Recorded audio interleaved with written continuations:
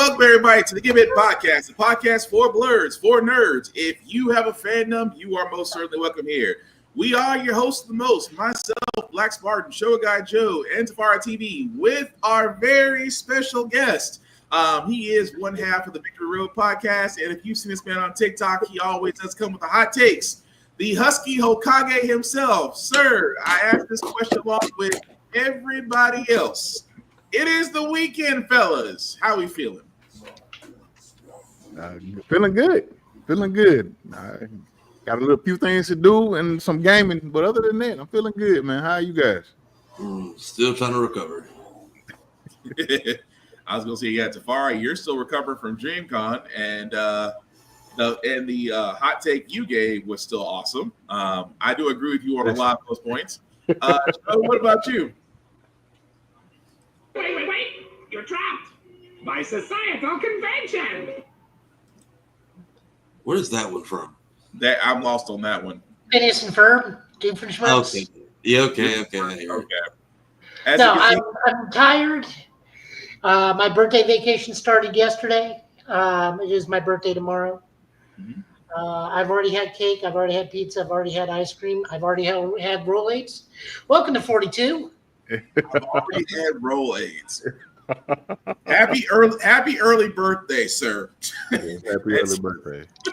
And as you all guys can see, we are level upside, which means we do watch a language on this podcast, but words do fly. At the same time, we do show movie trailers and video game trailers that might be too intense for younger viewers, especially tonight, because there are quite a few of them. Viewer discretion is advised. Aside from that, welcome. So, again, guys, we are covering the Summer of Games. The initial ceremony not too long ago wrapped up. Showing off almost over 40 to 50 plus different games that are be coming out this year. We are also going to be first talking about the Sony State of Play, because apparently everybody decided that, hey, since Summer of Games is Friday, let's go ahead and just throw out everything we can beforehand. Not complaining. I say, news to us as gamers, we want to know everything that's coming out. So again, not a bad idea. So before we do get to Summer Games, Husky, I want to start with you with the State of Play. Before we get to a couple of trailers from there, what was your impression of Sony State of Play? Did you think that, they were trying to one-up Summer Games Fest, or they were trying to do their own thing? I think they were just doing their own thing. I will say the State of Play this time was probably the best showing from Sony we've had in probably a couple of years now, ever since they stopped really doing showcases. And the fact that, we saw some stuff we knew about, saw some stuff we didn't know about. But I give them credit, because like I said, I know a lot of times I have my expectations set when it comes to Sony State of Play. Like I'm looking for it to just be from mediocre to just meh. And this time it was over mediocre. With two big games that we saw, the Marvel game and James Bond. Like, there was rumors James Bond was going to get revealed anyway this week, and for them to do it at the Sony stage, I think was the right time. And that way, it's kind of that and Marvel were kind of the big games from that takeaway. Like, it was other good stuff on there, but people are going to remember those two games that we saw at the State of Play. Yep. Tafari, Joe, I throw it to you guys before we get into the trailers for State of Play. What did y'all guys think? I liked it a lot more than I thought I would. I think they definitely saved the Arc Systems game for last on purpose. Mm-hmm. Dragon Ball FighterZ is officially dead. You can rest now, Tony. I liked it. I liked it more than I expected, because I know everybody's just trying to puff their chest out with these things. So they just started. Some of them is just all right, you're scraping the bottom of the barrel. That was actually a really good direct. I very much liked it more than I expected to. Okay. Joe?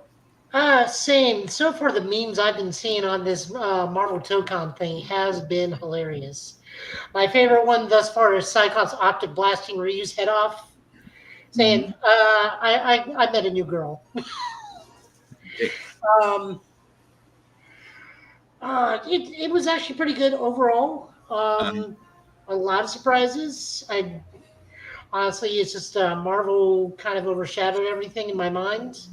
was because I started looking at Spider-Man a little bit closely, and he's wearing Japanese Spider-Man's bracelet. The little gauntlet thing. Yeah. I wonder if this level 3 is going to have him called Leopardon. Okay. That'd be cool. The Fatal Frame, the Silent Hill game really also gave me Fatal Frame vibes. I'm wondering if that's why it's called Silent Hill F, is for the Fatal Frame connection, because it's mostly just because it's two Japanese schoolgirls running around trying to evade demons and whatnot, but, you call a spade a spade. That's what it's to me. We also, if we get time, we do need to talk about Doctor Who after all these trailers, because that's some BS. Are they swapping them out finally, or what are we doing? Well, it's a whole thing, but we'll see. Well, we'll get to that point. I'll let you know at the end of the show if we got time.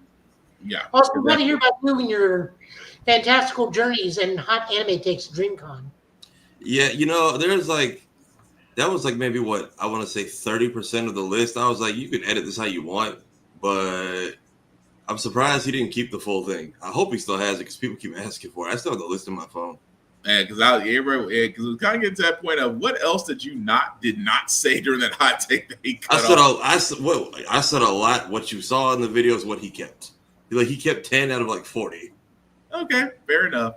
Well, with that being said, we do need to cover a few of our trailers from State of Play because, again, we did have a lot of picks from both ends.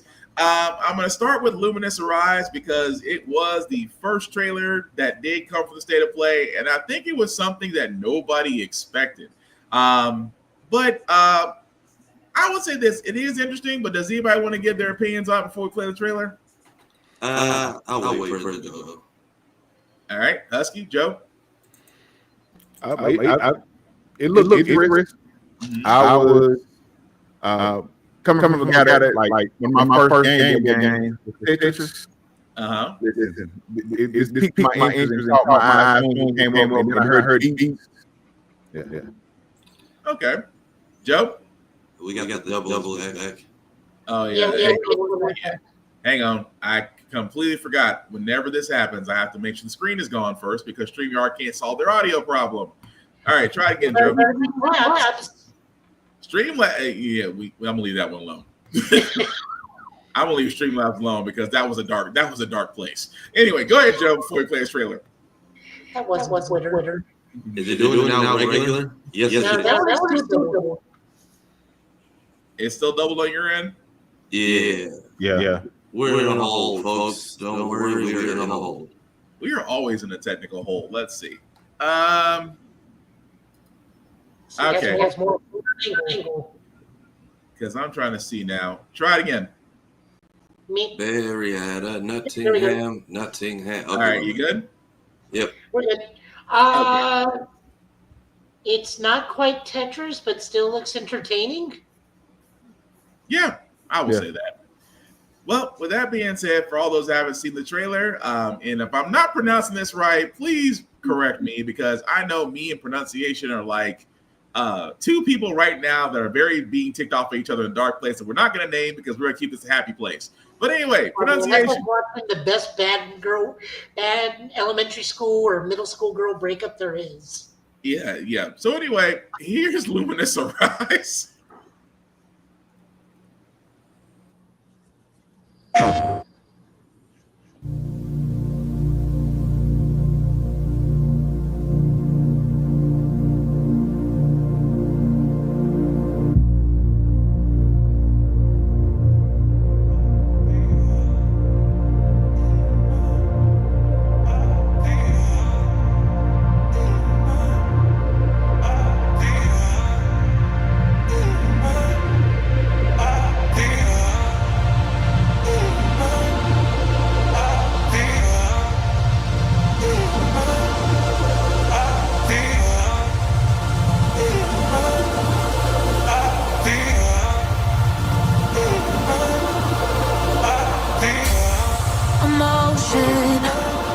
Running through our veins, heartbeat.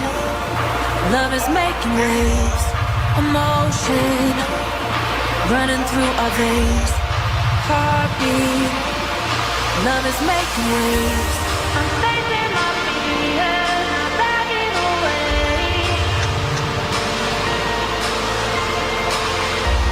I'm facing my fears, not backing away.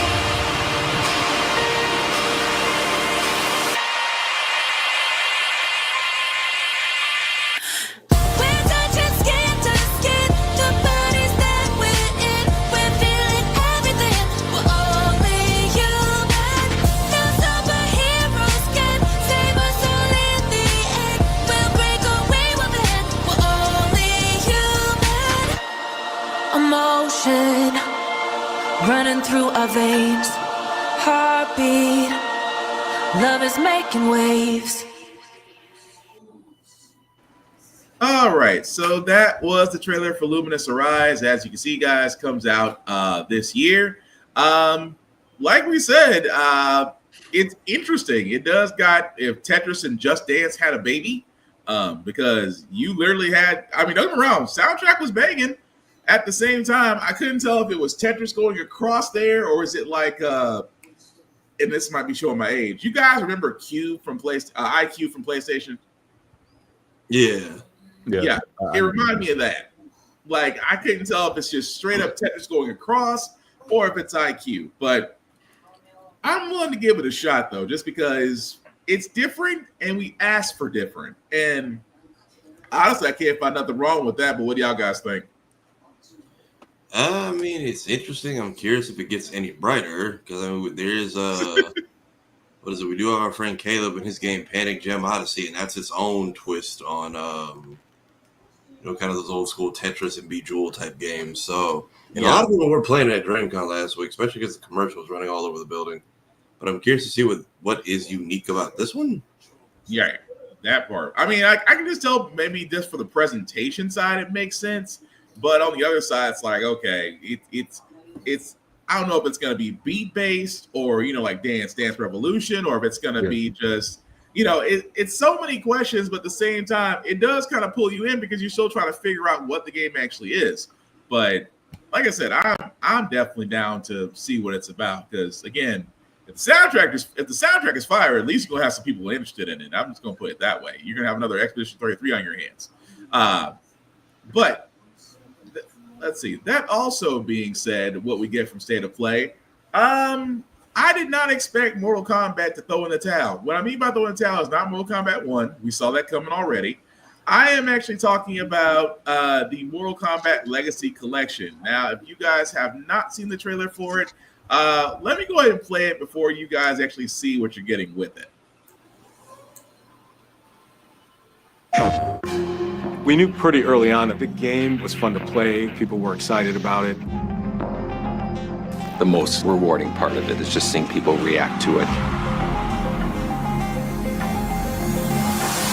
We knew that we were onto something. It was such a shock to see this game. I was like, I can't believe this game exists.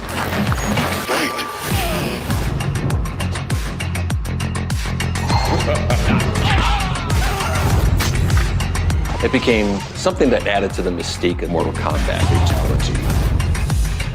We're showing you a part of a world that is much larger.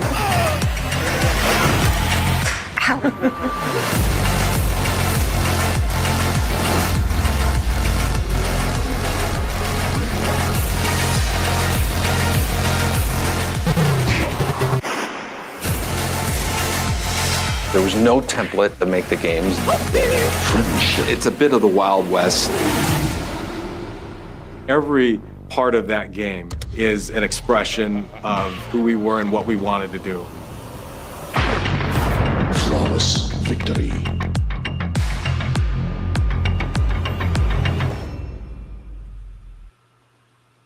All right, so that, guys, was the trailer for Mortal Kombat Legacy Collection. As you can see, comes out in 2025. Now, what actually does come with that? And I gotta give Joe credit for this because he found it. So let me bring the appropriate screen up. So what's actually going to be announced so far with the Combat Collection?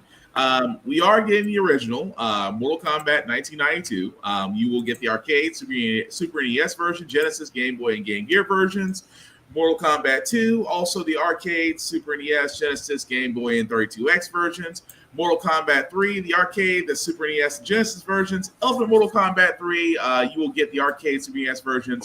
Mortal Kombat 4, you will get the arcade version. Mortal Kombat Advance, you will get the Game Boy Advance version, obviously. Deadly Alliance, you'll get the Game Boy Advance version. And Tournament Edition, you will get the Game Boy Advance Edition. And that's what we know so far.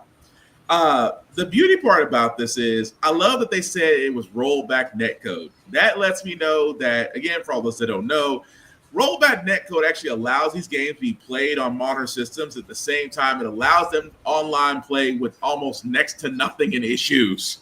And trust me, with these older games, you would think that these older games would not have these issues on modern systems. They actually quite do. But with rollback netcode, again, if you played any of the more modern Battletoads, Teenage Mutant Ninja Turtle games, if you played the Scott Pilgrim versus the World, if you played, I know I'm missing quite a few more. Mighty Morphin Power Rangers, Rita Repulsa's Rita's Rewind.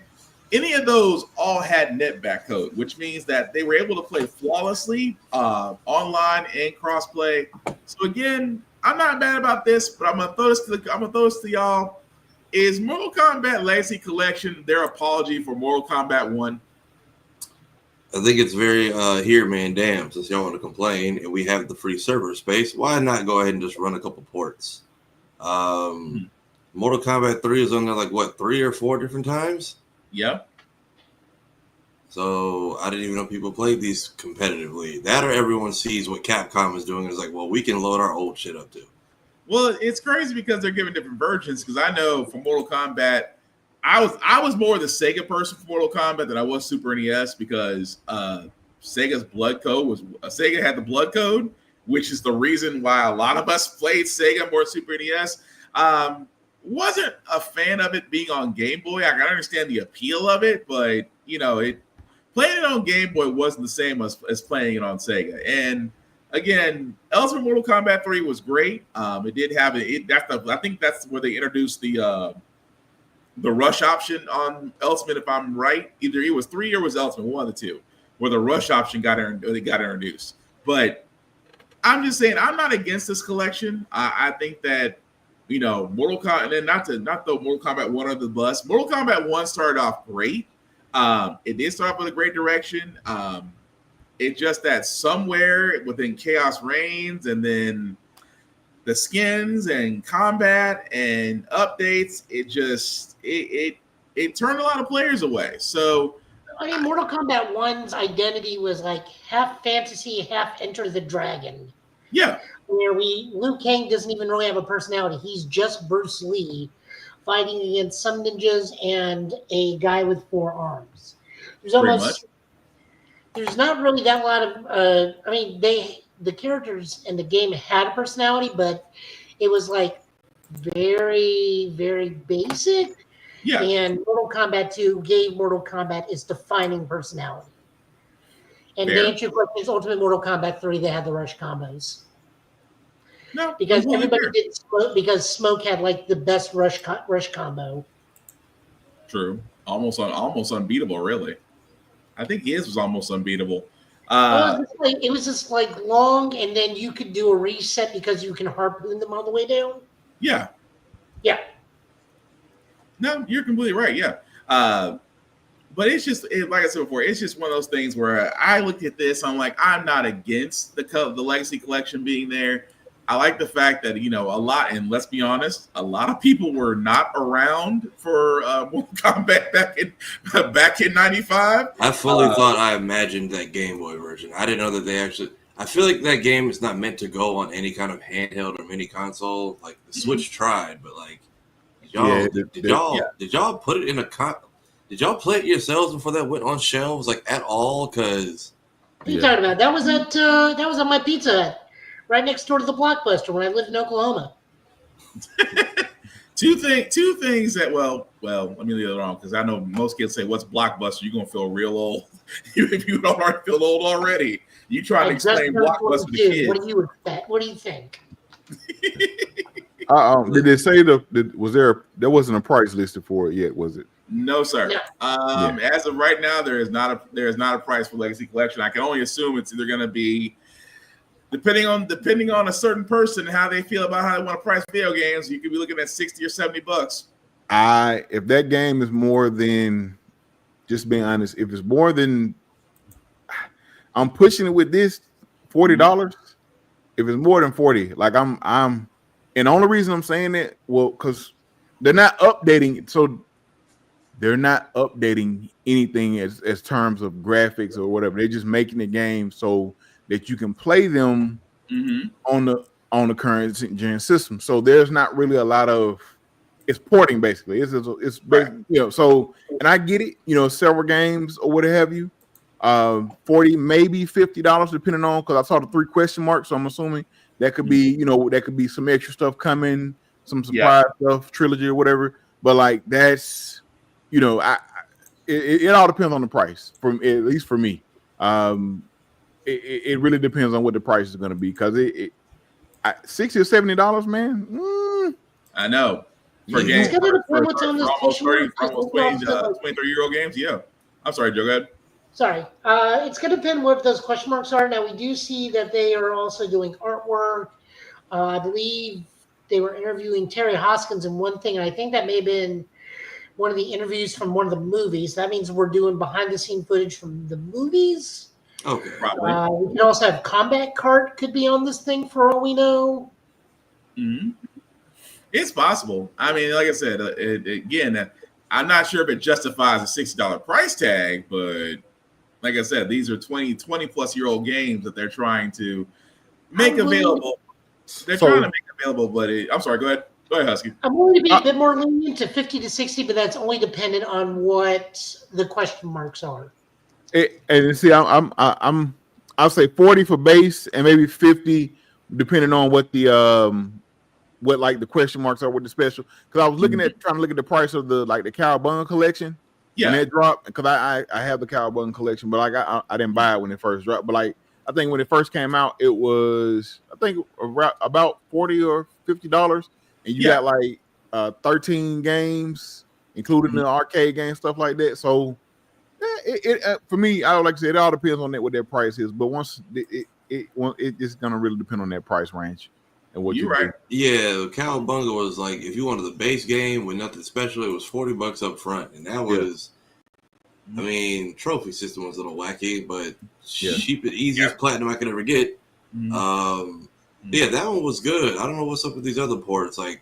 Asper Media, I need y'all to stop touching Star Wars because at $90, I get it. It's technically $10 a game, but $90 for that entire collection is wild. For what collection? It's hold on, let me see if I can find it. It's basically the company that's handling all the ports. So it's Battle. Battlefront 1 and 2, Jedi Knight, Jedi Outcast. Yeah. Was it .mu is the one handling the netcode, right? No, .eu is the one who's been doing all the side-scrolling games. They're great. It's the Star Wars Grand Collection by Asper Media. So you get... Oh, the ones that did the port but not really update anything. Yeah, so you get Jedi Academy, Jedi Outcast, Pod Racing, whatever the Saber Battles, Bounty Hunter, Republic Commando. Okay. Right. It's a lot of good stuff. And $90 for games that all had problems when they dropped by themselves. No thank you. Yeah, and that was the thing. It's just that it like I said, it does go back to the price point. If the price point is attractive, it can bring people in. But like I said, if you're trying to tag $60 or $70 onto these games, you didn't learn your lesson from what happened after one. That's all I'm saying. But again, we'll see, because I guess with more information coming out, we're about either like Joe said, they're either adding video content, behind the scenes stuff with the movie. It's a toss up. Like I said, if Midway or NetherRealm was smart about this, you would come in at a low price point. You would think. Otherwise you'll wind up like a Switch 2 in most stores right now, still sitting on the shelf. But I know that was terrible, but that's true. A lot of Switch 2s are still sitting on the shelf outside of our podcast. They made it seem like it was going to sell out and there was limited consoles, and I'm sure Nintendo's punching air because it's like the one time we made extras. Meanwhile, you was like finding a damn Dragon Ball when you wanted to get the SNES and the NES Classic. Mm-hmm. And I it just to your point on that. I think they turned a lot of people. Well, just how the presentation of it turned a lot of people. Although granted, a lot of people still went and got it. You know, I know a lot of those people are happy with it. My cousin, he was reviewing it yesterday. He was like, "Hey, it's great. You know, if you got the money for it, go ahead and get it, just in case it goes up later on. But if you don't have the money, don't worry about it. You can wait for more games to come out. You'll be fine." You know, and that my point about that exactly. It's just the whole thing. It just if your system, if you're not without a Switch, okay, I can understand you go and you'll get one. If you got the original Switch, it's like a friend of mine said. If you can wait to hold off, just wait to hold off. There's not a big difference between this Switch. Yes, the Joy-Con. I like the Joy-Con designs. I like the fact that they have improved on them. You've improved the anti-drift stick issue. Cool, but you don't need to shell out $500 if your main one's still working. So I get it. And y'all couldn't put the thing like an inch deeper into the box because apparently if you staple the receipt hard enough, that's just your screen's entire ass. Correct. The game I saw that earlier. There were GameStop were messing up people on Switches because of that. All I can sit there and say is Shurion is doing this. You got to come to us because Shurion is getting all the insurances. So every we break fix is looking at them like, you got to come to us because we're the only ones that can fix it. And you are stop out doing their buyer protection plan. Right, that part. But like we said, we do when it comes back to the Switch. Hey, wait on it. But with the Mortal Kombat Legacy Collection, we will see what they do because I'm curious about that price point itself. But Sea of Remnants, Tafara pointed this out, and again, I'm saying this because I don't want to down the game because this does have a Sea of Thieves-esque view to it, but Sea of Thieves is actually fun. So if you actually play Sea of Thieves or want to play it, give it a shot. If you haven't seen the trailer for Sea of Remnants, here it is.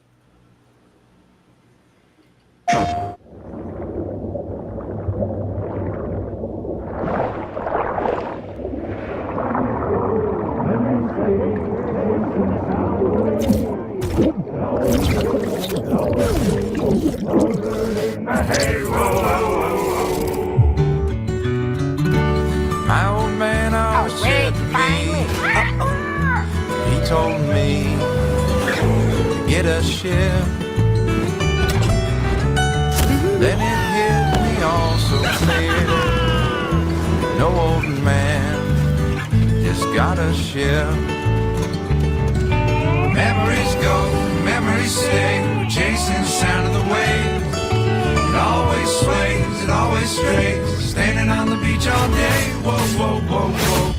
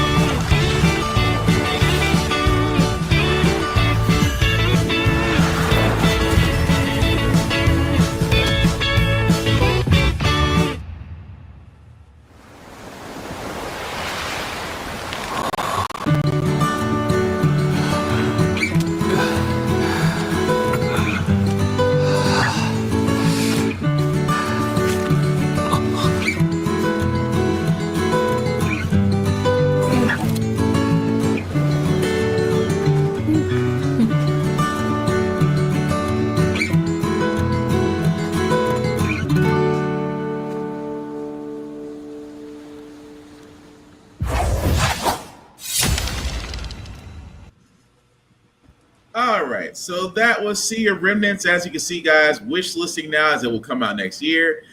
As I was watching that, I'm going to be honest, I completely forgot I was getting South of Midnight vibes just from the shading and kind of like the wooden puppeteer kind of motion.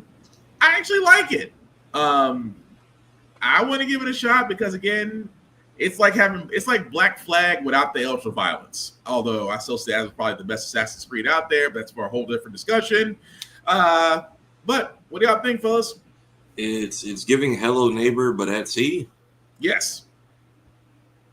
I forgot about Hello Neighbor. It does kind of That's what I remember. That's what stuck out to me. The art style reminded me of that game. I'm just like, it's this, but in the ocean with what looks like random hitboxes, or possibly it looks like turn-based combat. So yeah. Oh, I just love the artwork. The artwork, the free flowing. It looks like it might be turn-based, but although it's might be active turn-based where you're moving as you're attacking. But that's just a guess right now. But I dig it. Joe, Husky, what y'all guys think? I can't. So I do my best as someone who talks about games, writes about games, things of that nature. I don't like comparing two games because each game is its own. Right. Like this game could possibly, like, I love the art style as well. The art style does look good, but just from the trailer we're seeing, like, a lot of it so I didn't put in like hours and hours, but I put in a couple of hours when Sea of Thieves first dropped, and it's fun and it's giving me those vibes. Now it could be completely different, could be turn-based, but it's just giving me those vibes. So it's hard for me to like man, because a lot of the stuff you're doing in that, it like you do or kind of do in Sea of Thieves, but I like it. And this once again could play different things with nature. So I'm willing to give it a try, or what have you. But it looks, I like the art style. It looks really good. Oh yeah, that's the thing I was looking at, where the art style. And I'm with you. I played Sea of Thieves, played Skull and Bones too, which actually didn't help. Listen, I was in just about every beta or alpha test for Skull and Bones. So by the time the game came out, I was like, I'm good. Yeah, you really got to enjoy it. Don't get me wrong. Skull and Bones, so recommend you still try it. Sea of Thieves, so highly recommend you should try it. Sword of the Sea, not Sword of the Sea. Sea of Remnants, just like I said, it might be great. And this is where I say where some games may start to, and I hate to say that, you start to get that little bleeding effect where some games are different, but they look alike and they feel the same and they play the same. And, as more similarities appear, the less you are going to be more likely to finish it or even continue playing it. And I'm hoping that's not the case with Sea of Remnants. I hope they go a completely different direction, just to make them stand out, but we'll see. But yeah, I dig it. Joe, Tafari, anything y'all guys want to add to that? No, I'll wait to see more gameplay, what the actual sailing looks like, what the combat is like, what story, if there is one. They got me hooked. They at least have my attention. I just need to see a little bit more. All right, Joe? I'm not a pirate guy, so it just doesn't interest me. I'm not either, but the sailing portion of Kingdom Hearts is Kira would love you right now. Sailing was what turned me completely off from sailing was Assassin's Creed Valhalla. I don't ever want to touch another sailing game ever again unless Link's involved. Oh, Black Flag, but I only like Black Flag because of the she shanties. I could sit there and sail for a good 2 or 3 hours just listening to she shanties. But I'll stick with horsebacks in the plains of Japan. I'm good. Fair enough. But speaking of another sword game that we have, this one was also during the State of Play called Sword of the Sea. And this also looked interesting as well if you're into a lot of indie games, which is going to be kind of a common theme tonight, which I do love to see a lot more indie games get a lot more shine. And they did get a lot more shine on the State of Play as well as Summer Games Fest.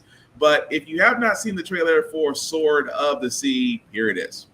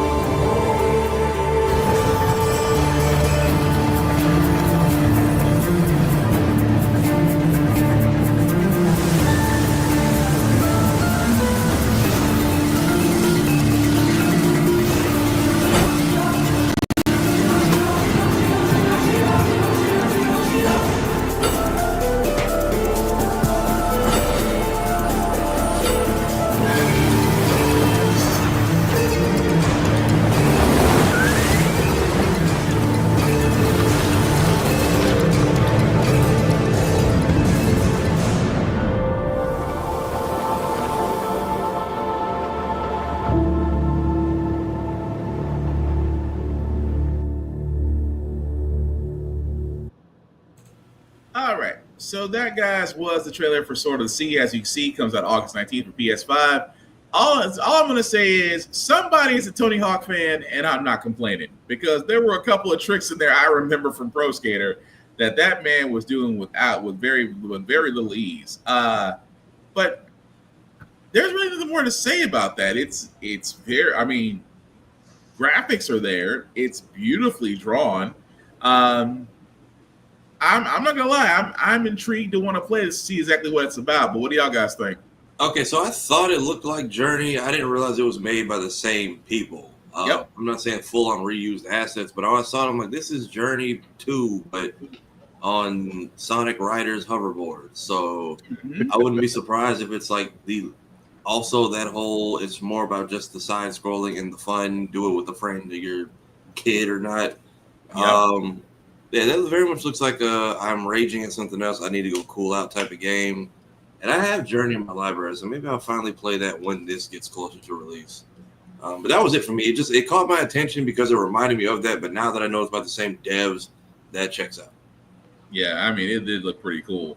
But I actually loved Journey. Journey was a shocker for me, because I'm not gonna lie. The first time I saw it, I didn't want to play it. I was like, this feels like it's an indie experiment game. It feels like No Man's Sky. No offense to No Man's Sky, people. Before y'all come at me and say I need to enjoy the game, it just wasn't for me. It wasn't bad. There's just different strokes for different folks. But I kind of felt that way toward Journey until I started playing it, and I realized there is a story behind it, and that made me enjoy it all the more. So again, not knocking No Man's Sky, just like I said, just like Mass Effect Andromeda, I prefer 1 through 3. Some people prefer Andromeda. It's okay. You can have a difference, and it's be fine. We can all still be friends. But what did y'all guys? But Husky, Joy, what did y'all guys think of Sword of the Sky? Sorry, Sword of the Sea.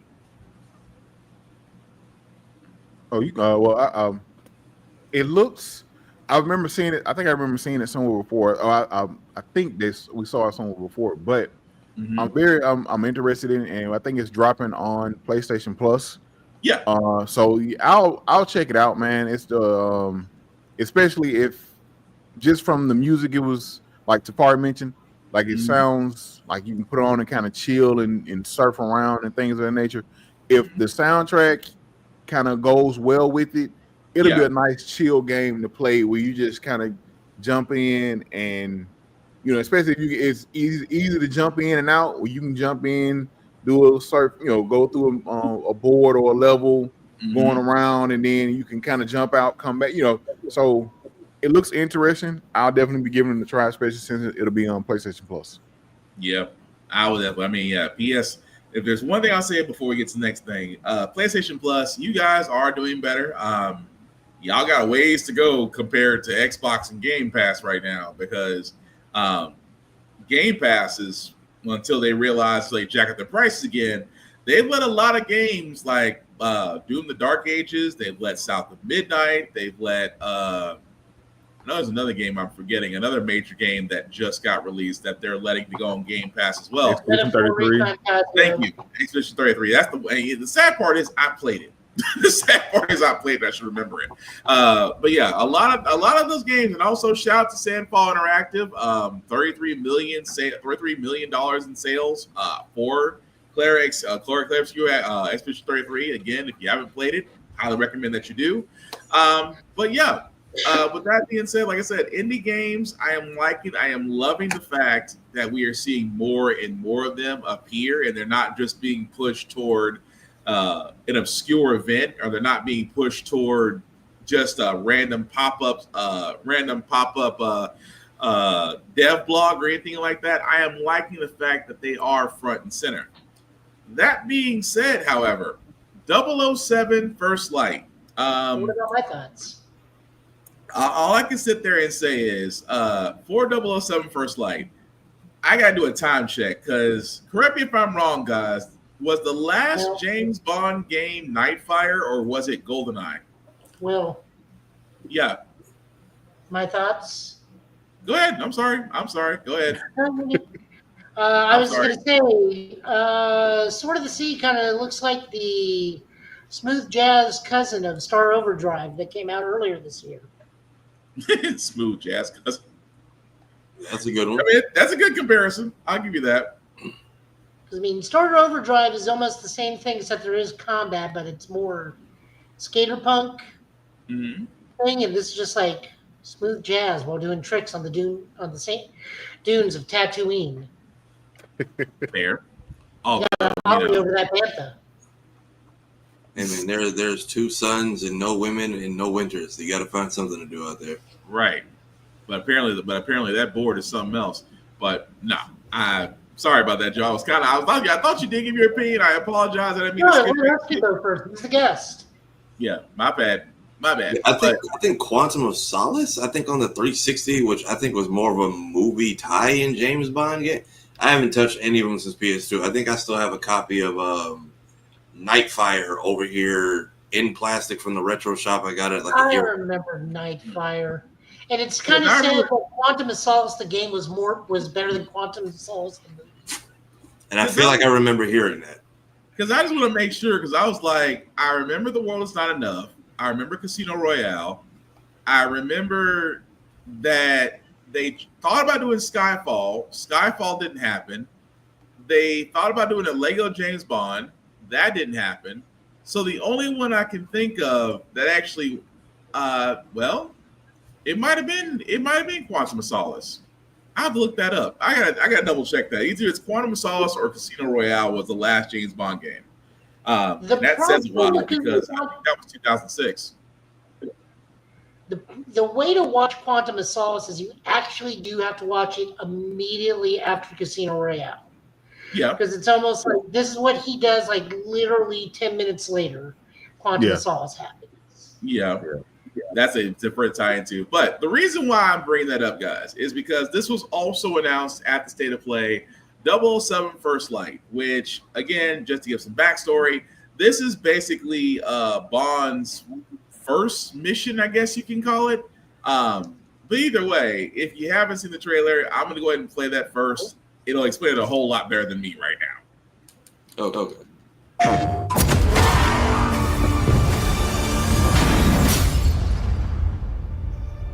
His parents cut their own rope to save him.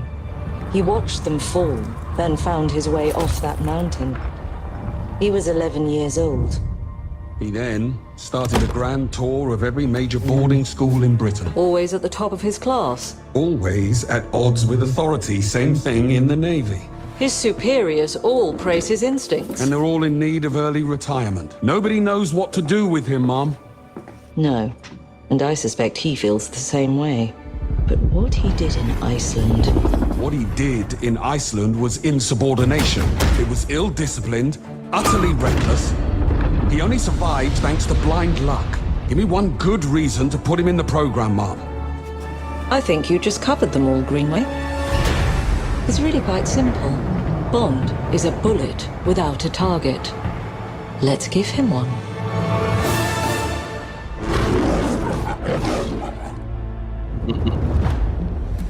Do you have an appointment? The name's Bond. James Bond. He's with me. And you are? Don't think we've had the pleasure. Now let's not get ahead of ourselves, James.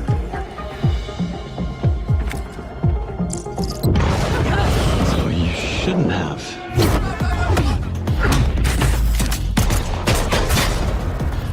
We're facing a situation of the utmost delicacy.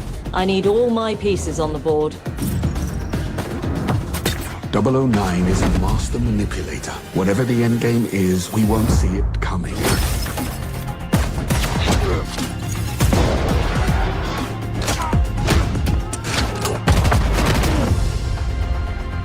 Jet lag. Gets me every time. She's not your friend, Bond. She's an asset. With respect, Mom. To hell with that.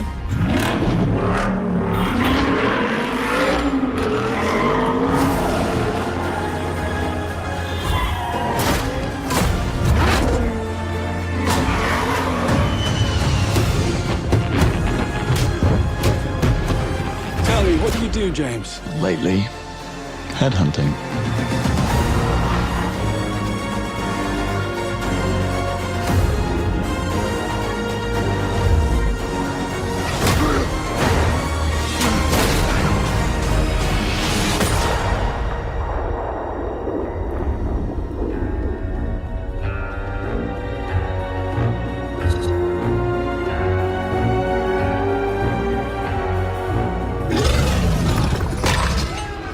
suppose this is another teachable moment.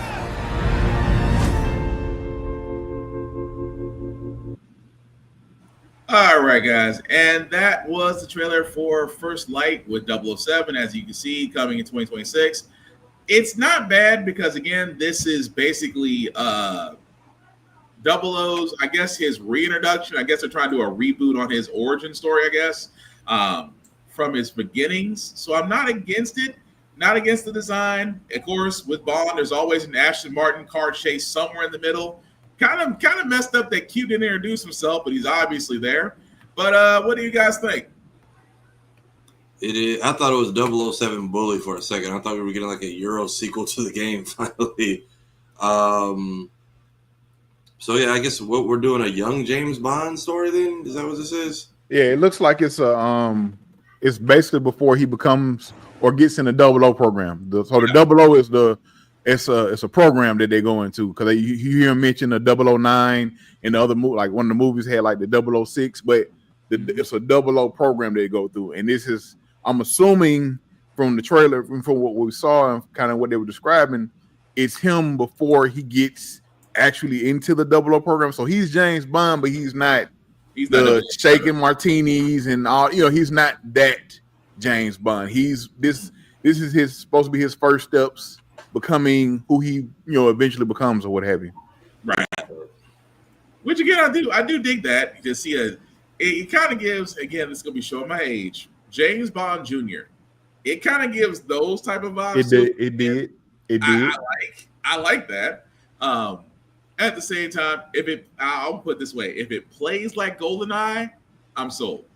If it plays like Nightfire, I'm concerned because Nightfire had problems. GoldenEye, for all it's worth on 64, and I know it was Nintendo 64, but you have to understand, GoldenEye was probably the quintessential first-person shooter / multiplayer that a lot of people still say was a solid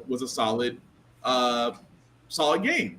So, like I said, I'm hoping for the best for this, but yeah, I'm definitely sold. But Joe, what did you think? Why would you bring up James Bond Jr.? It wasn't bad. James Bond Jr. Come back to watch it? Yes, it wasn't that bad. It wasn't like Silverhawk's Hot Wings bad. No, it's right there. The low bar you're hitting is Big Bad Beetleborg's bad. Oh, there's nothing lower than that. Well, Mystic Knights. Big Bad Beetleborgs. Listen, Mystic Knights of Tyranno was good. Compared to Big Bad Beetleborgs. Okay, so you look at it's Mystic Knights of Tyranno, Big Bad Beetleborgs, and Beverly Tattooed Teenagers from Beverly Hills. Listen. All of the accursed shows. Listen, all the Power Ranger ripoffs. You even VR Troopers. Like VR Troopers actually had some. I give VR Troopers that, but it wasn't bad. VR Troopers wasn't bad. In terms of Power Rangers ripoffs, it goes from worst to bad. From worst to watchable, it goes Tattooed Teenage Alien Fighters from Beverly Hills, which for some reason keeps coming up on this show. It makes its way back here every other time we talk about terrible shows. Big Bad Beetleborgs. Mixes Knights of Tyranno. Yeah. Oh, no, wait. I'm missing one. Saban's Masked Rider. Then Mystic Knights of Tyranno. Then Superhuman Samurai Cyber Squad. I was going to say, what about, okay. I was going to Superhuman Samurai Cyber Squad. What about Husky. Me and Tafari do an Ultraman show every time there's an Ultraman series. So we are. Los Luchadores, but that's a whole other show. That's different. Los Luchadores during the Fox shows, way back. Kid Turbo and what's his face. It was a sad part because Ultimate Muscle followed them, and you wanted to watch Ultimate Muscle, but you had to get past that show.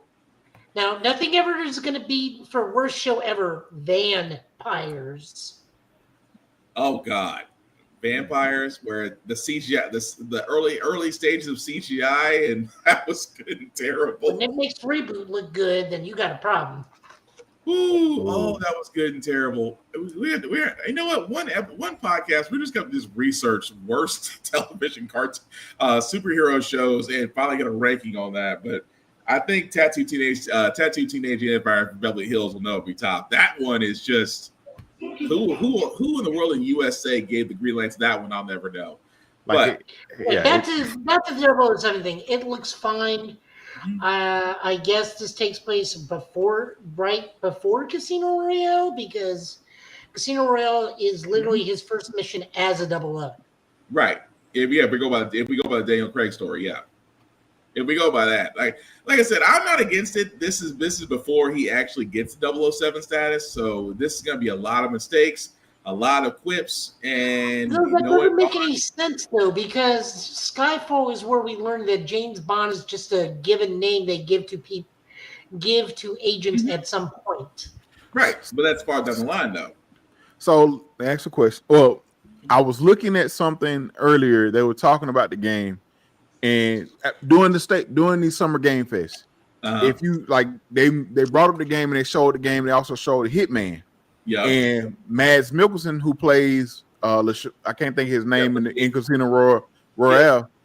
He's mentioned he's in the game or what have you, and he's like a more like vicious version than he was in the show. So I'm assuming, like, if this is a brand new James Bond, like I don't like it. It's from Skyfall. You know, it's kind of like it's a moniker or a mantle, just like. You know, some certain superheroes, things of that nature. So it's a mantle that they wear, and they give that to that person.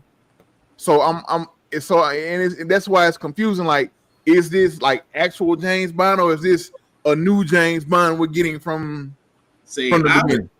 I would think it's a new James Bond, because I think you want to get away from, and don't get me wrong, I love Casino Royale. Quantum of Solace made me cringe a little bit because you kind of dropped the ball on that. Skyfall was great, and then his last one, Spectre wasn't bad. Skyfall was good. Spectre wasn't bad. Craig's last Bond movie, I forgot what it's called. No Time Left to Die. I think that's what it's called. That was actually good. But like I said, you want to get away from the movies. If you're going to establish a video game universe with James Bond, it makes sense to go ahead and start with a James Bond character that's got nothing to do with the previous movies. And you can give him his own story. And you can give him his own bad guys. Because don't get me wrong, Mads Mikkelsen plays a great bad guy. I still think that, they should have gave Hannibal more seasons, because I think he killed it in Hannibal. And Lashif, loved him in Casino Royale for that. Loved him in Polar, if you ever get to see it in Netflix, by the way. That's a good movie. But yeah, the fact that he's reviving himself, and I know we're getting a little ahead of ourselves on Summer Game Fest, but yes, he's basically going to be in the Hitman collaboration for First Light. So as the Hitman, as Agent 47, you have to take out Lashif. And Lashif is supposed to be more sinister. He's supposed to be more violent. He's supposed to be more calculating. And he's voiced by the original actor from the movie. So that's just all an added bonus. But yeah, I'm looking forward to First Light. I want to see what they do with it. I want to see the storylines from it, I would think, because, certain companies, they have a certain studio behind them that's known for great story writing. I'm hoping they do not drop the ball on this. But again, that remains to be determined.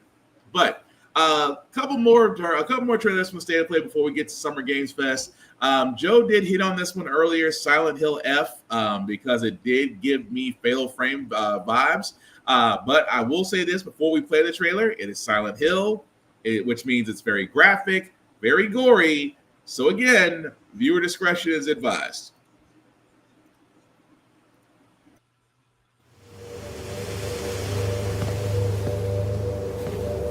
Sakuko, どこ行くの？こっち通るの珍しいね。今は誰かと喋りたくて。私も後から行くね。うん。じゃあね。裏切り者。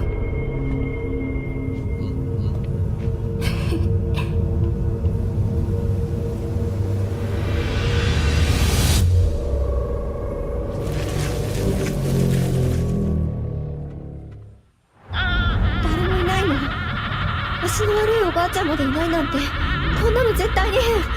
俺もいないし気味の悪い怪物がうろつき回ってるし。いやひなこ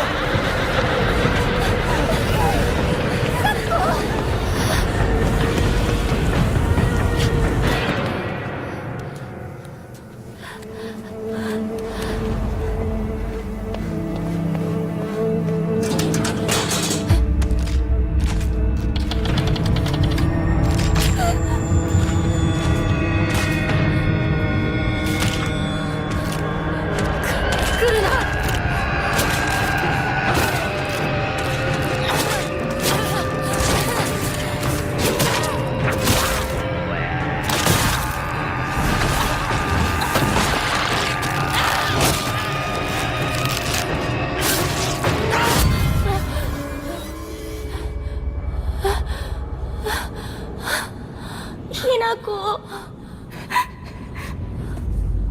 どこにいるの？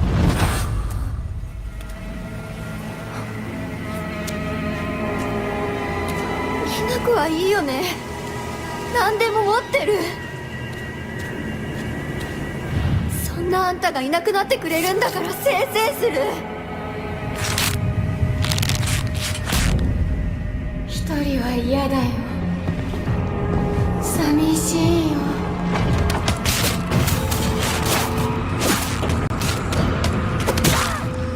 ずっと一緒だよって約束したよね。暗いのは嫌。一人ぼっちは嫌。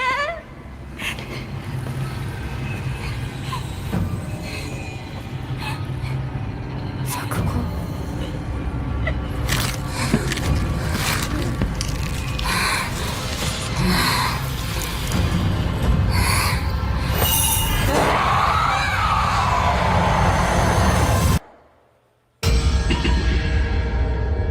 裏切り者。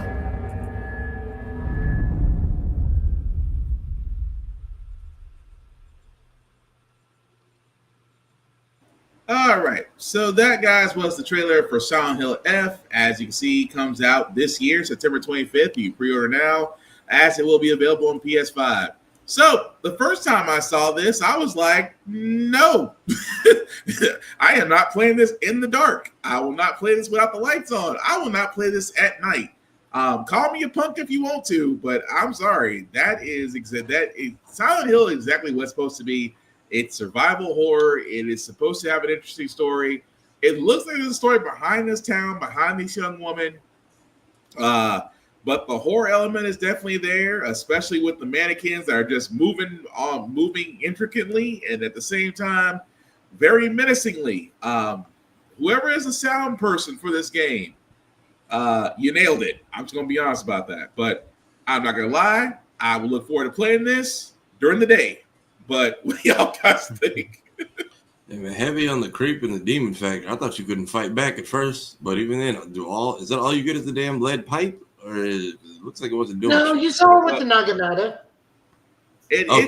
Well, in Silent Hill fashion, they usually do stick with the pipes. I do know in 1 and 2, they did have firearms, but bullets were almost next to impossible to find. So you really had to depend on blunt objects and sometimes strategy to get you through. So you might have. I mean, go ahead, Joe. Besides, we learned from "I Don't Want to Be a Magical Girl." Lead pipe solves a lot of problems. Oh yeah. Jesus, you ain't lying about that. But Husky, what do you think about Silent Hill F? Give it a shot or no? Listen, I'm all for the horror games, man. But if I'm in a horror situation, I'm gonna have a weapon that shoots projectiles with me. Mm-hmm. I'm not in the business of running from things like that or trying to fight those with a lead pipe. If I can't shoot it, I don't want to. I'm good. Yeah, fair enough. I'm kind of a glutton for punishment because like I said, I'm a fan of the Dead Space. I'm a fan of Resident Evil. I'm a fan of just those. It's survival horror, but it's like as long as and I hate to say this because I know one time I messed up and I played Dead Space at night and then I realized I couldn't go to sleep. because the last thing you see is those monsters you're fighting, and then you just turn off the game. It's like, oh crap. Let me turn on and watch some TV for a while. Let me watch some comedy shows and get my mind right. But no, in this case with Silent Hill F, I definitely want to give it a shot. Every Silent Hill game I have ever played has always been different. Except for, 1 and 2 did have some continuity with them because you played one as the woman, and then you play the other one as his wife, trying to set her in the same town. But yeah, I am just curious to see where F takes us. But like I said, I'll be playing with the lights on and during the day. So there's that. Joe, Final Fantasy Chronicles, Final Fantasy Tactics, the Iblis Chronicles. Anything that you want to talk about, sir, before we play that trailer? This is the third time this game has gotten a title. Because this was originally on Game Boy.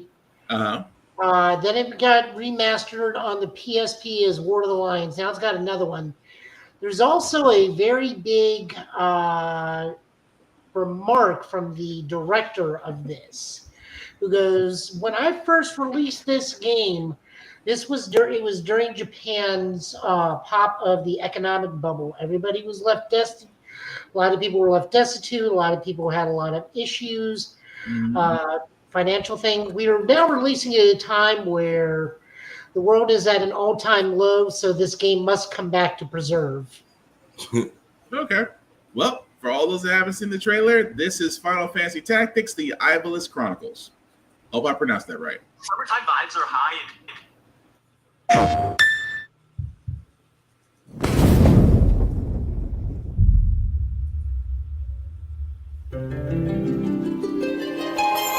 Oh, Father, abandon not your wayward children of Ivalice, but deliver us from our sins, that we might know salvation. If you feel wronged, blame yourself or the Father. Why do you fight? Why walk this path of subterfuge and conflict? The powerful must rule the weak. It is our duty. Heavens fall upon your crown! This vile charade has gone on long enough. It ends now.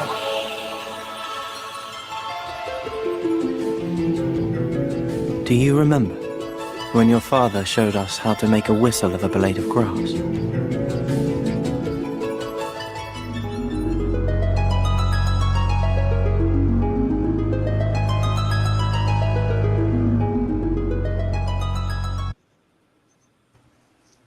Okay, so that, guys, was Final Fantasy Tactics. The Iblis Chronicles will be available September 30th this year. I'm gonna be honest, fellas. I'm a Final Fantasy fan. I have never played Final Fantasy Tactics. I have went back and played the original all the way up to the current one, but I have never touched a tactics game.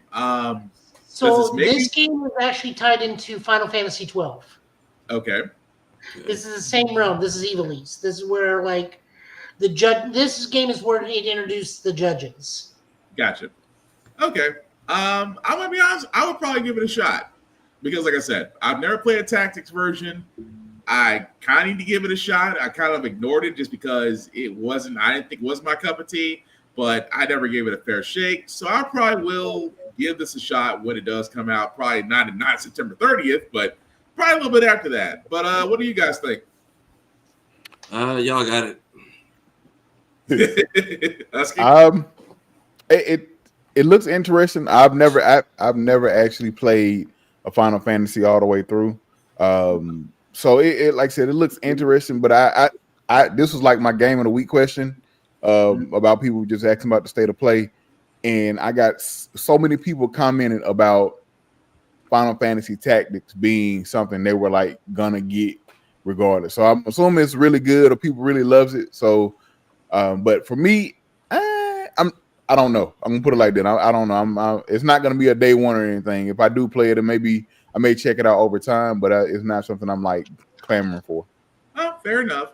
I mean, I'll probably give it a shot. Like I said, there's very few things I'll get on release day, but for me, it's like just because I just want to see how it is. Because, like I said, you don't want to miss out on an opportunity for a game just because at first glance you don't think it might not be for you, or you might not think it keeps your attention. But if situations change, you're just like, okay, let me sit down for a second and let me see if I like it or not.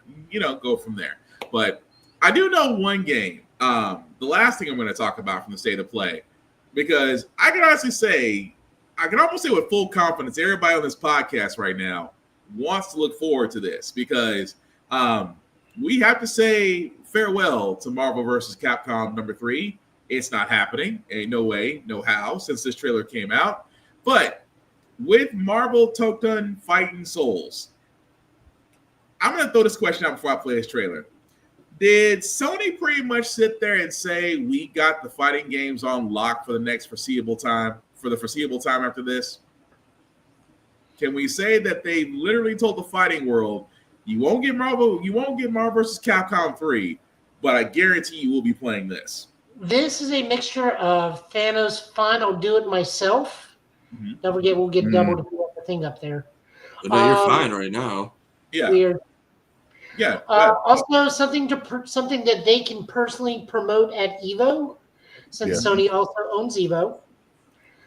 The only problem I have with this in general, and this is where coming from the Japanese guy, is don't go with the Japanese title.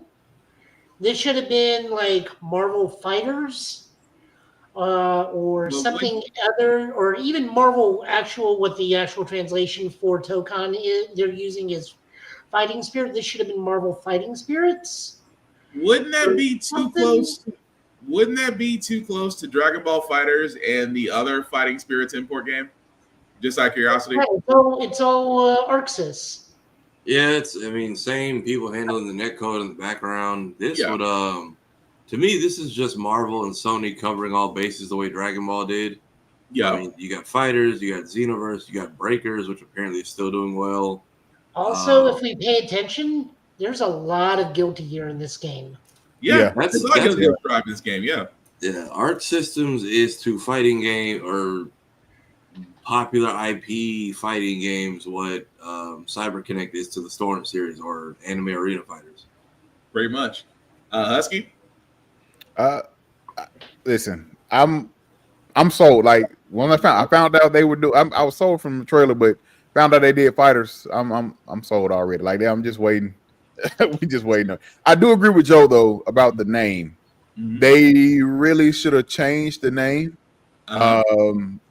Something just kind of something that flows a little better, what have you. But yeah, I was gonna say Proving Grounds, but that's too close to Enrique's Gods of the God Bless the Ring. That's all I was like. I thought about that. I said nope. Another Japanese import. That name is too close. But for all those that haven't seen the trailer, here is Marvel Tokton Fighting Souls.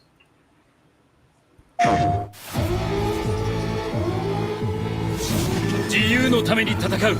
さあ、お手並み拝見といこう。君のことは親友だと思っているが、やるしかないようだな。ビブラニウムのシールドだけでは私のアーマーには勝てないぞ。よし、本気でやるぞ。つらい。わかるよ。耐えてみせろ。任せてちょうだい。パンチ。私の名前の通り、マーベラス。親愛なるインディスパイダーマンだ。スパイリーセンス。今日も見事大勝利。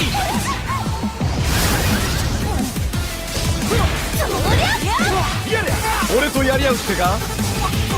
調子が出てきたぜ。俺様の名はスターロード。胸に刻んでおきだ。覚悟しやがれ。シュートベルト死ねかさない。イーストロス流のスペシャルメニューをお見舞いするな。いやベイビー。今からその目に焼き付け貧弱なる。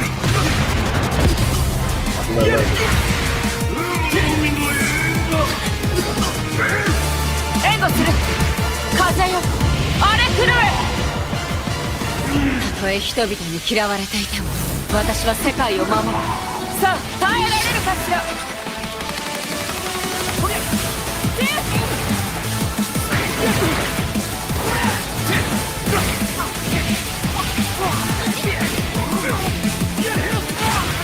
義のためにこれが私の こっちだよ全てをやっ尽くす抱かれなさいせやまたなベイベー我々のチームワークは絶対に破れないマーベル闘魂ファイティングソウルズ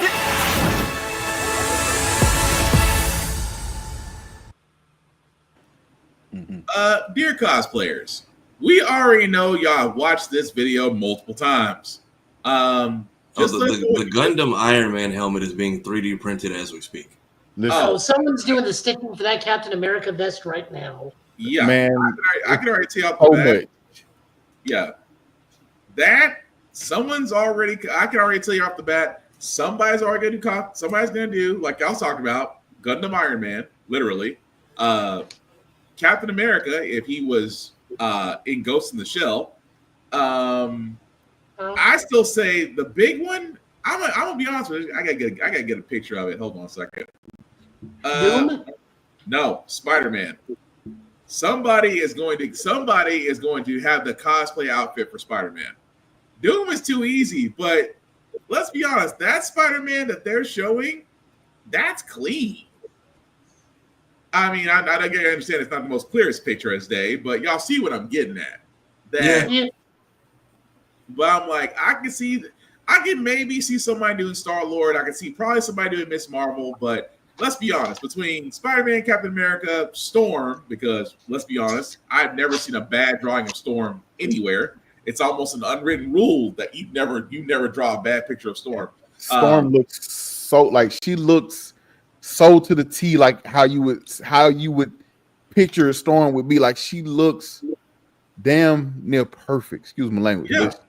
This whole they went in with her animations and character design, and it's just a matter of who pulls it off first. I love her the skin color on her, man. Yeah, like, it fits. Yeah. Like I said before, I've never seen a bad drawing of Storm in anything. But I think it's safe to say, guys, that we are all in agreement when it comes to fighting souls. Yes, the name could use some work. I still think more characters are going to be added. I think we've seen like the base 8. Listen, I'm sorry. I'm agreeing with you because it's 4v4. Yeah. So I'm assuming, and I'm hoping I'm right, that this roster is going to be massive. Yeah. I mean, well, they're gonna have to because we're not getting Capcom versus Marvel 3. We're not, because, and again, this is not to knock it or try to put a nail in the coffin. It's just the fact that Arc System Works, they have a history of just churning out great fighting games, and I want to see what they do with this one. It's a different Marvel versus Capcom under a different name, and that's fine. I want to see what they can do with this now that they got the ball. I want to see what they can run with it. But again, that's just me. But I think we all can say that, I don't think there's nobody in this group right now that is not wanting to look forward to playing it. But because like if Rivals, they've got variety now. So Rivals isn't your thing, or the whole strategy 5v5 or whatever. You at least you have something that's more true FGC heavy. Now, when it comes to the fighting tournaments, who gets bumped off so this can get put in? That's gonna be the thing. But this looks amazing. Like I said, I can't rate. I'm pretty sure to be down the line, more on the roster size, at least a starting roster. Because I'm assuming once again it's 4v4, so hopefully 20 to 40 people maybe starting wise. I love the fact they started with Robbie Reyes. Yeah. Some people, they didn't go with Johnny Blaze. Like I love Johnny Blaze, but I love seeing Robbie Reyes and stuff. As far as Ghost Rider, he doesn't get no shine anyway. He doesn't get a lot of shine. And I have the background because I have the background now. The fact that Doom just pulls out the gun and just I have that as my background on my computer right now because I'm a Doom guy. I love Doom.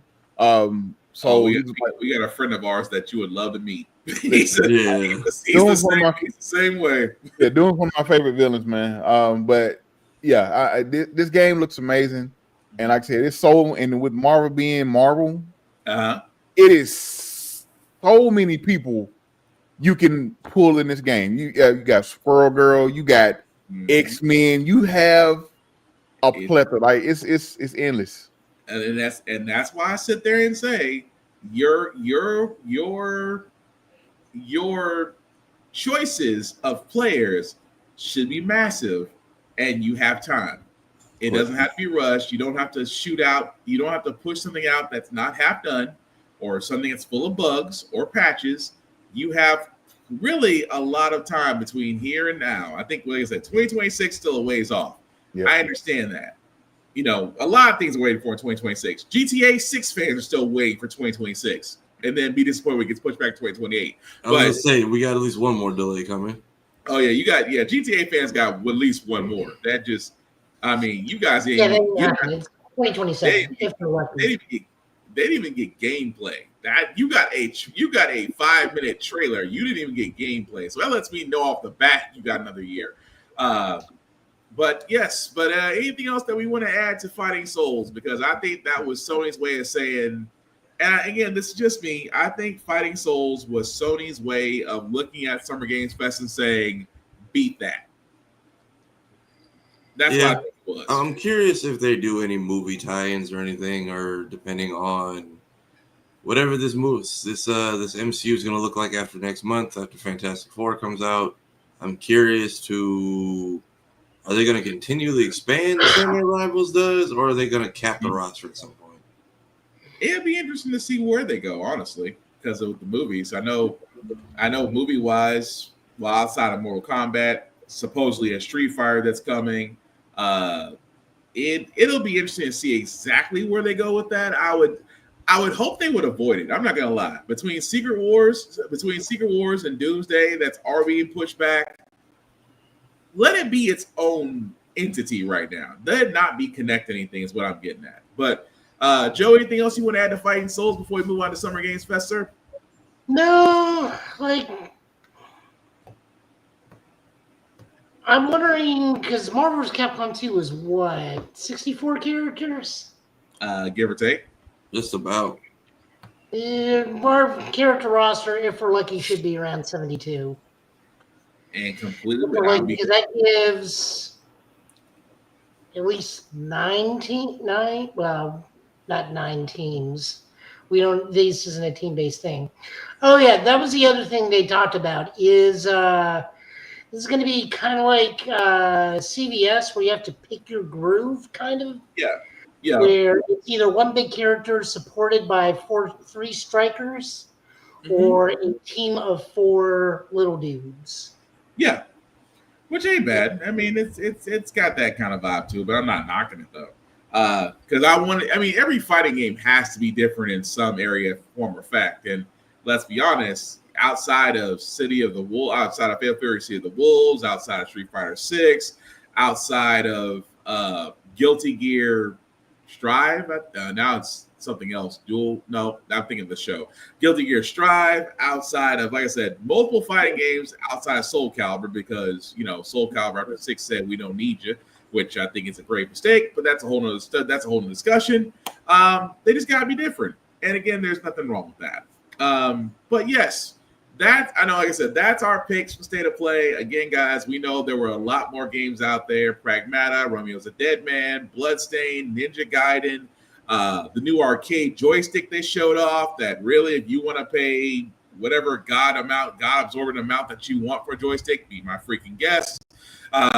They showed a little bit of Metal Gear Solid 3 Delta, which again they gave a release date, August 28th.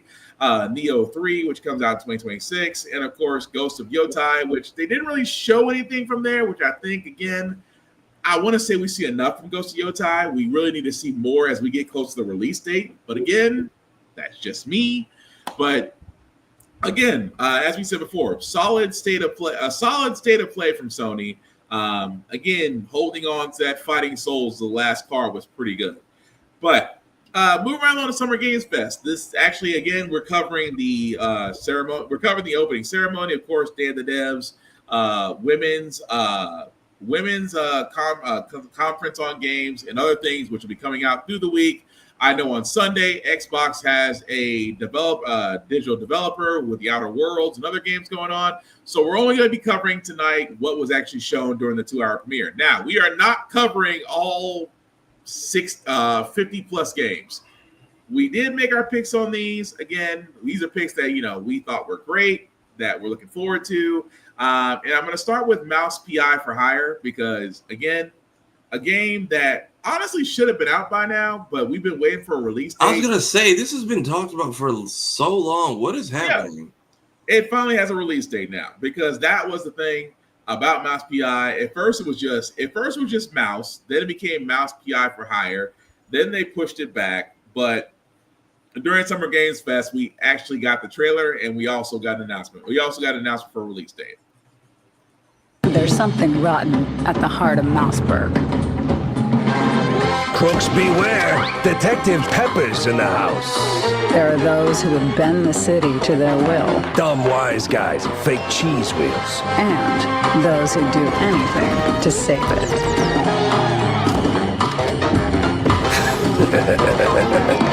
They won't even know what hit them. Oh boy. Here we go. So they basically did for Mouse PI Hire. They did Wishlist Now only because it is coming out this year. Now, granted, the date because we are sitting around June, so this is probably going to wind up either being a winter release or a fall release, just because they said 2025. And like I said, we're literally in the middle of the year, which I think is crazy. Blinking, it's been 6 months already, but yeah. At least we're either going to get this in the fall or the winter. But again, Mouse PI for Hire, want to play it. I love the black and white. I love the first person shooter. I love the fact it's like if Mickey Mouse just had a bad day. But that to me is why I like about it. But Husky, Tafara, what do you guys think?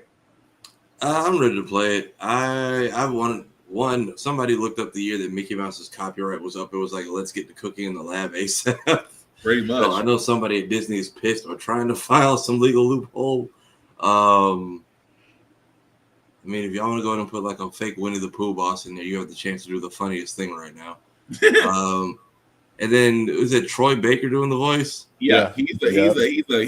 He's the voice of the main character. Yeah. Yeah, this is going to be hilarious for all of no reason, and I'm here for I don't think it's going to be a long game, but I'm very much here for however this is about to play out. Okay. Husky? Yeah, I'm with Tafari. I am ready for this game. I've been excited since the first time we saw it. You're adding the details. I love the black and white. I love the art style of this.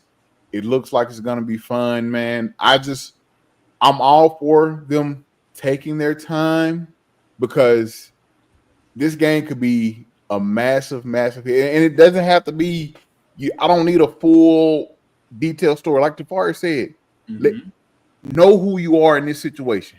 Right. This game, make it fun, make it funny, and make it entertaining. Right. And you will have people buying this game and possibly see a sequel down the line. But that's all you got to do. And I hope they hit it on the head. I plan on checking it out. I'm really excited for it. I fully agree with for me on that.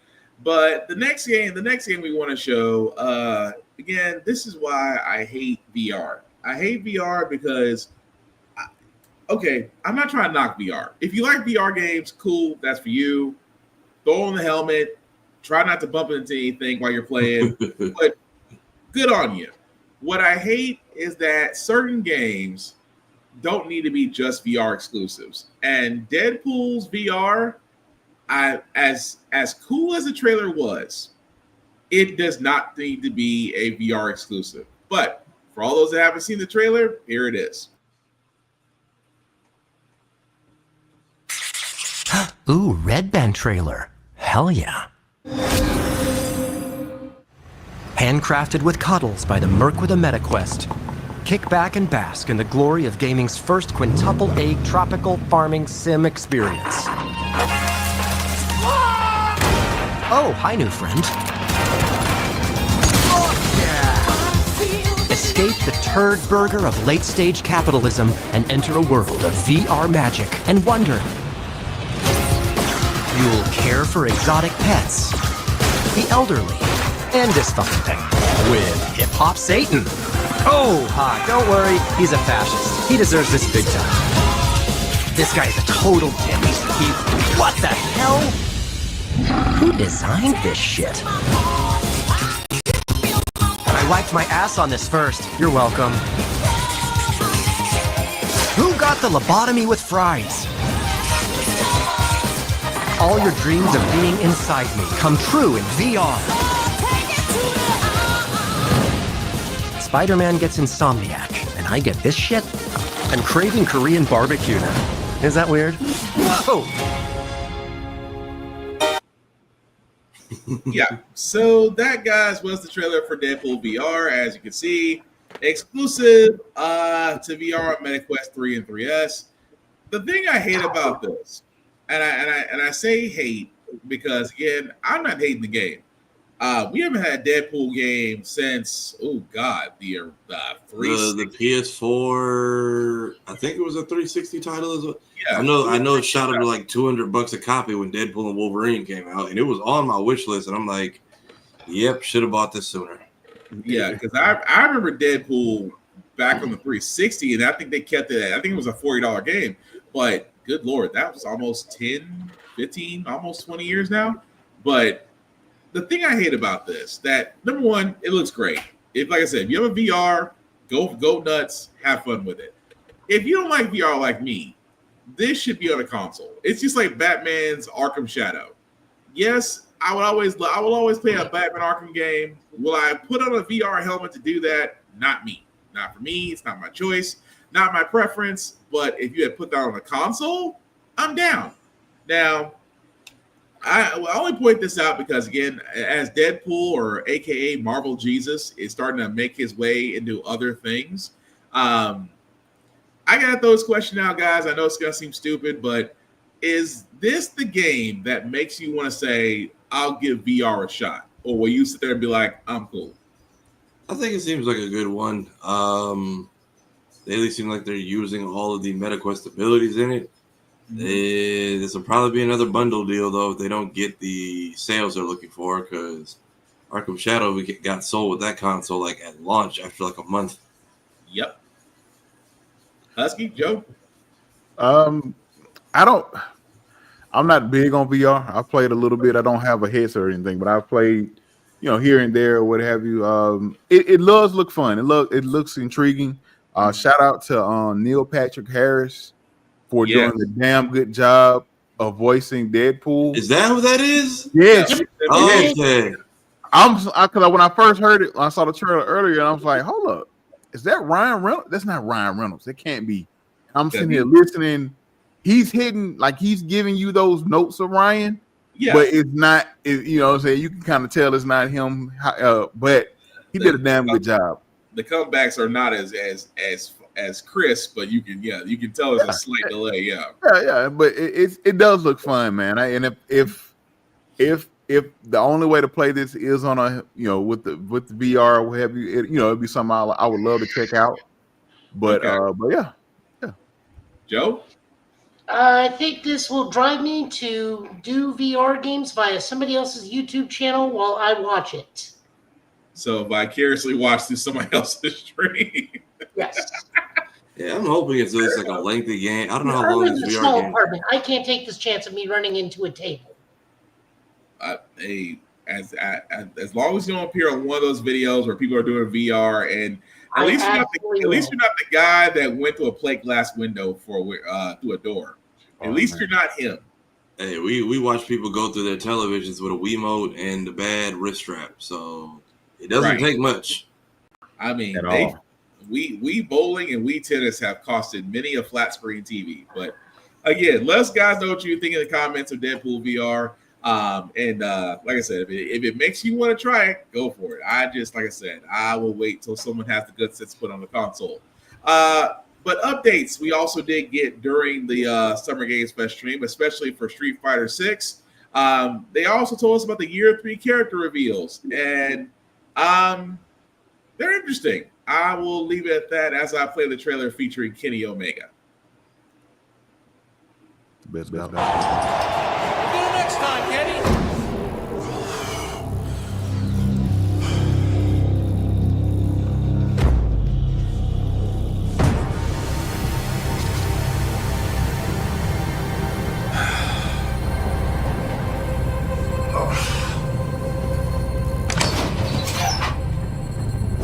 Let's rumble.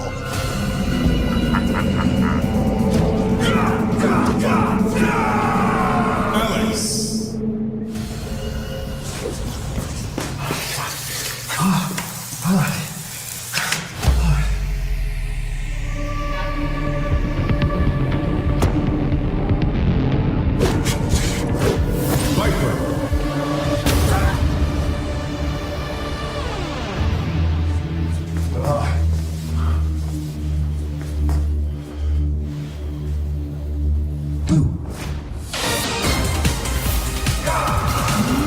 Ingrid.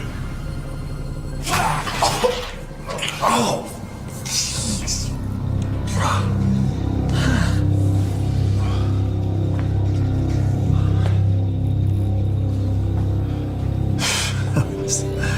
That was crazy.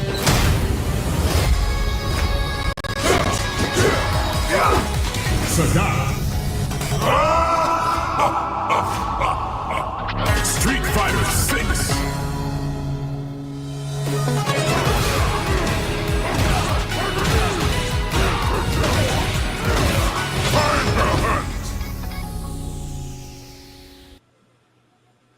All right, so that, guys, was the trailer for year 3 of Street Fighter 6. As you can see, we will be getting a bevy of new characters. Let me just go back for a second because still laughing at old man Sagat. So we are getting Sagat, we are getting Sea Viper, we are getting Ingrid, we are getting Alex for the next couple of years. So I know it's say what? Move over. This is a Joe rant. I was going to say, how do we feel about the roster or them all being cosplayed by one guy? Right.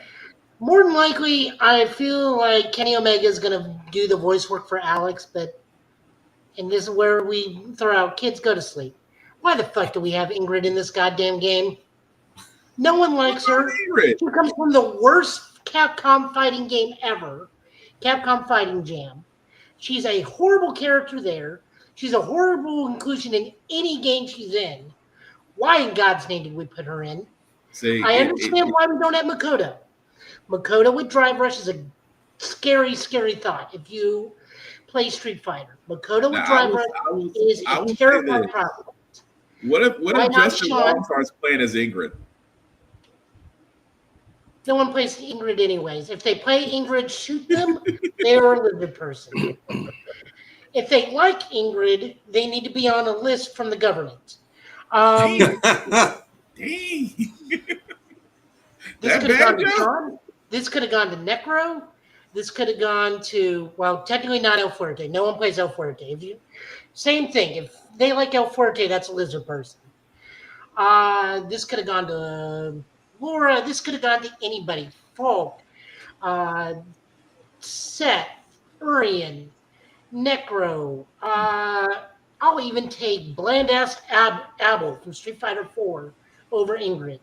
Why in God's name is she here? That sounds like an intense hatred for Ingrid. I'm honestly not against it. I can see Sagat, I can see Viper, I can see Alex. I played all of them. I've never played Ingrid, so I've never played it, so I can't say it. So what? Alex looks sick as hell. I love this new version of him. Viper looks fantastic. Sagat, I don't have an issue with Sagat being there, but I don't see the reason why Sagat is there anymore.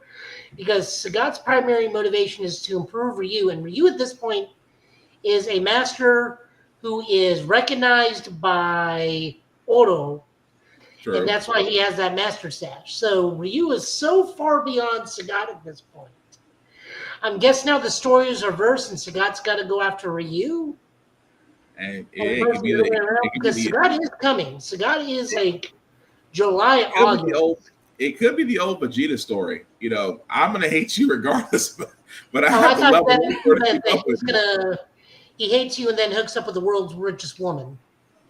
Yeah, And that's why that marriage works. There's a hot anime take for you, Tafari. The only reason Bulma and Vegeta work is because she's rich and he doesn't have to do jack shit. One of the ones that cut out was Yamcha was a victim. Bulma was the problem. Yes. This is true. Yes. Husky, Even Safari, what do y'all he was legit giving directions to somebody and she freaks the hell out. Oh, there's a part of the DLC for Kakarot where the same thing happens. He's like, this girl asked me to help lift something heavy, and then Bulma yelled at me. I don't know what I did wrong. So everyone's like, oh yeah, so Yamcha was a victim, and no one noticed for like 40 years. Of course, there is also the mission in DLC where you find out Yamcha is dating 4 women at the same time. See? But, yeah. So, Husky, Tafari, what do y'all guys think of year 3 for Street Fighter 6 so far for these new fighters? I know Sagat, and that's it. So Street Fighter people have fun with 3 out of 4 of these, I guess. Yeah, I don't know. I know Viper and I know Sagat, of course. Also, listen, I shout out to Kenny Omega. Like the Sagat cosplay, or listen, I didn't know I needed that to the day. Like I shout out to Kenny, man. But other than that, man, like I said, I'm not familiar with the other fighters, but Sagat and Viper. But looks like some good stuff outside of Ingrid, according to Joe. Joe has a hatred for Ingrid. You know, every people have people they don't like, so characters they don't like. So I have a sound for that. Ingrid. My thoughts on Ingrid.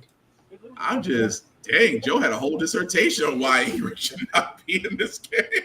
Yeah, man, some characters will piss you off that much. Oh, yeah. I understand. I'm not knocking him. I got my list of characters that should be in some fighting games, so I understand the hatred. Husky. So Alex is the main character of Street Fighter 3. He is a grappler. Okay. He's the one who pretty much does like a super version of The Last Ride. Oh, okay. Okay. Yeah. Hyper Bomb. Yeah. Like I said, my thoughts on Ingrid once again.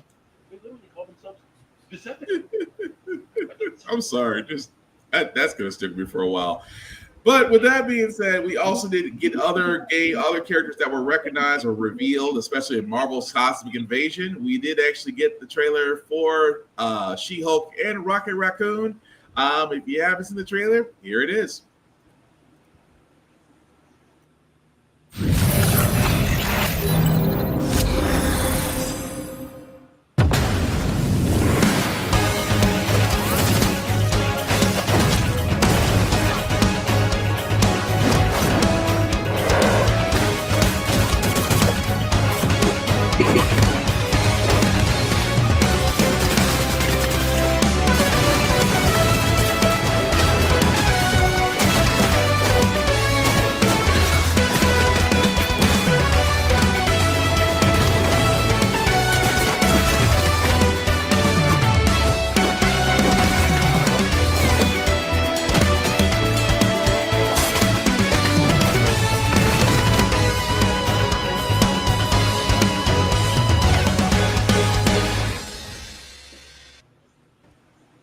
All right, so that was the trailer for the official trailer for She-Hulk and Rocket Raccoon being in Marvel's Cosmic Invasion, along with Nova, Wolverine, Captain America, Venom, Spider-Man, Storm, I want to say Gladiator, Quasar. Thank you.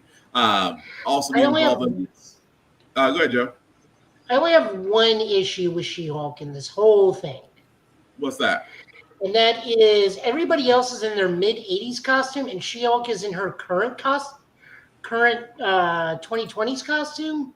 That is not 80s She-Hulk. I couldn't tell until you said it. I thought that was her old school, like 90s, 80s cartoon type of aesthetic, at least. Old school She-Hulk was like a full purple leotard. Or sometimes the Fantastic Four leotard she usually had. I don't know. I'm not against it just because. I'm not against it. It's just one of those. It's gonna bother me because everybody else is again in their '80s costumes. Mm-hmm. So that's just me. I can see that. Husky, Tafari, any thoughts? Although Rocket, I knew they would draw Rocket that way. The quintessential Rocket from Guardians of the Galaxy is pretty much the roadmap on how Rocket is going to be drawn anyway. So I'm not against it. But I like it. But what did you guys think?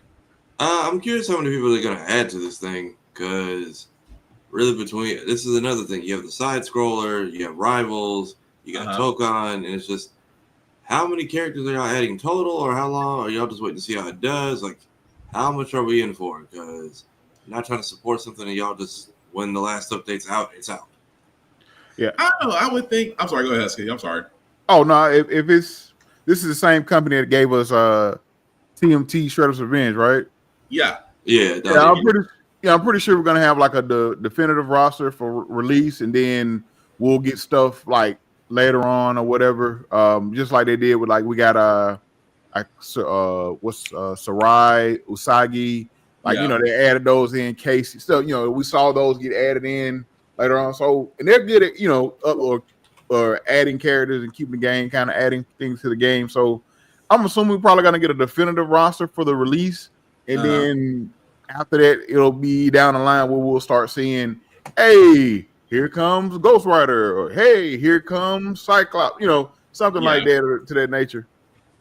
Yeah, I see that. I think it's gonna have. It might not have a big enough. It might not have a biggest roster for Fighting Souls, but I think it's gonna have a nice roster because, again, this is a different Marvel game, and I'm gonna be honest. If this is the strategy they're going with between Fighting Souls, Cosmic Invasion, I'm forgetting another one. I'm forgetting Rivals. If this is what they're doing, hey, it's solid. It's working, and like we were saying before, it's different varieties for each game. So again, if you don't like one, the other two are bound to get your attention. I think Joe mentioned it earlier, man. Keep them separate from the movies. They don't have to match the movies. Yeah. We don't need now. If you want to do like Rivals does, or you can do it with the Fighting Souls. Throw in different variations like skins if you want to do that. Movie skins.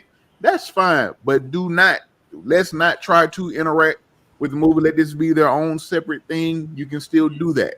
Like, so just like, it's a good number of Marvel games in the works. Supposedly the Iron Man game being worked on over there. I forgot about that. Even though they canceled the Black Panther game, but they still got Iron Man in the works. You still have Amy Henning's Captain America and Black Panther game, 1943, Rise of Hydra. I really hope we get that one. I really hope we get that one. We'll get that before GTA 6. Oh yeah, and because they got pushed back till next year, so I'm just hoping they go through. I got a chance to speak with Kari Payton. He's voicing Azuri in that game. So, and I cannot. Listen, I already saw. I said one of my dreams is to, once we get a release date, I am going to try my best to get an interview with him, like actual, just a conversation about the game, and I can't wait, man. Nice. All right. Well, again, like I said, still one of those games that, I think we could say we're in full agreement that everybody wants to play. So, Sonic Racing Cross Worlds. Tafari, you are usually the Sonic expert we turn to, sir. Have you seen this trailer yet? And if you did, what's your thoughts on it? I saw it. I don't know too many of these other Sega characters. I know it's just kind of a way to flex. Here's what we got coming out. I played the closed network test. It looks like they did take a lot of the feedback and clean it up because it's cool.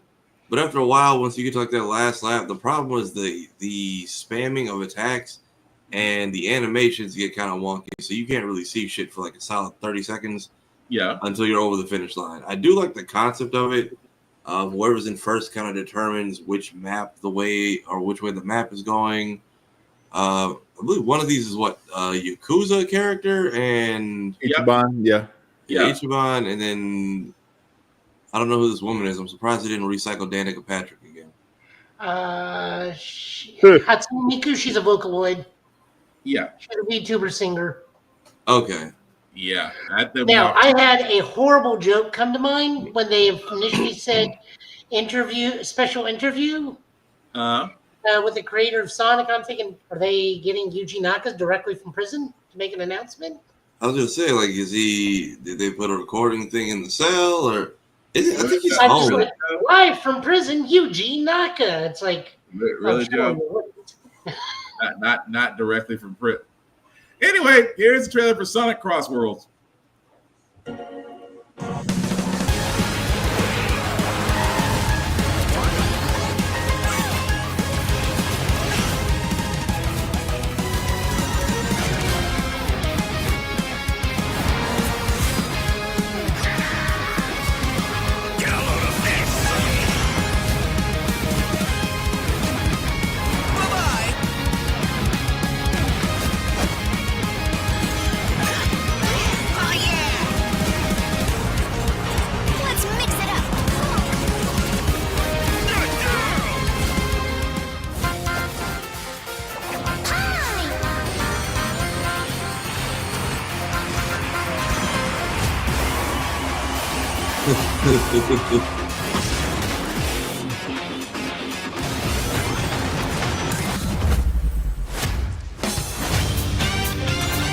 Oh yeah.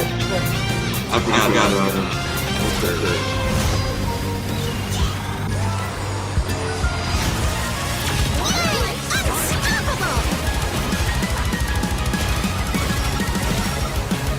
Time for me to win this.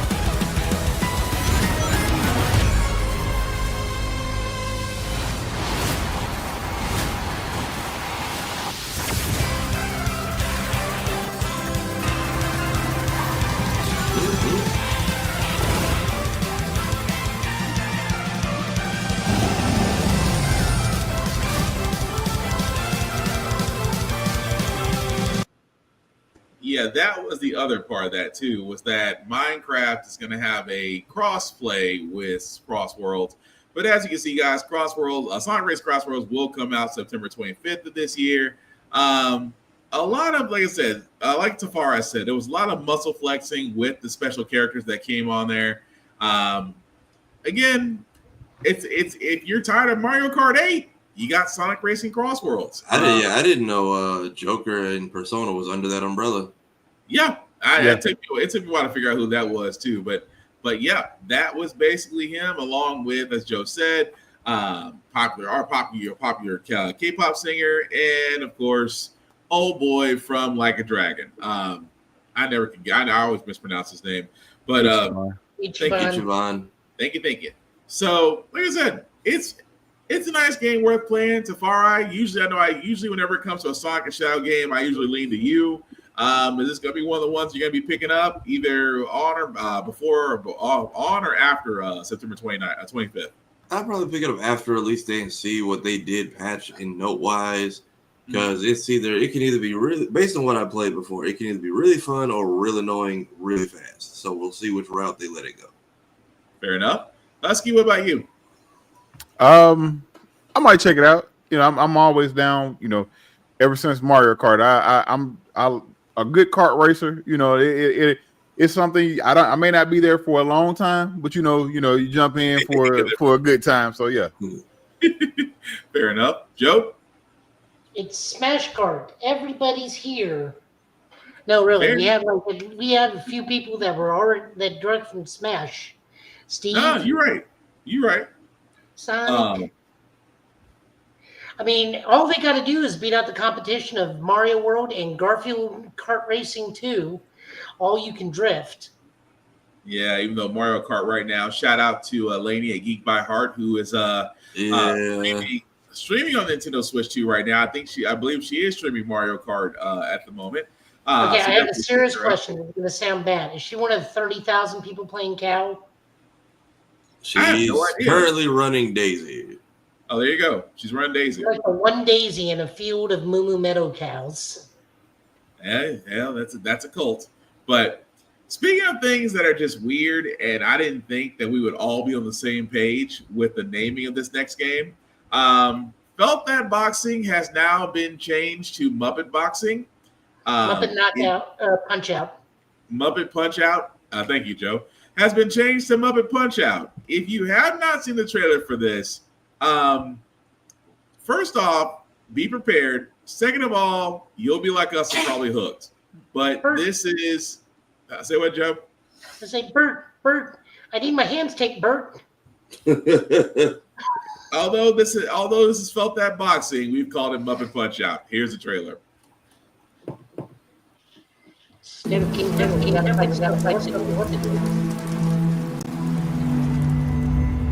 Fuzzy, the tournament of a million punches, you'll get yourself killed!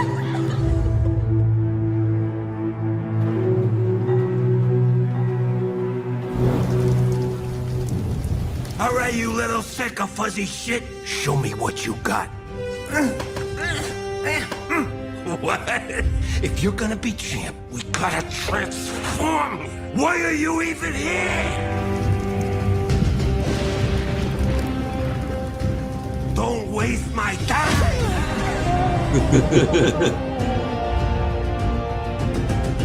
Save us, Fuzzy, or we'll die.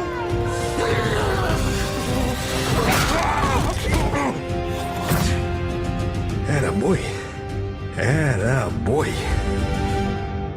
Eat bread, grab burnt toast, carb load. This meat ain't gonna beat itself. I've been taking dumps in there all day. Jab. What part of the game? Oh, here we go.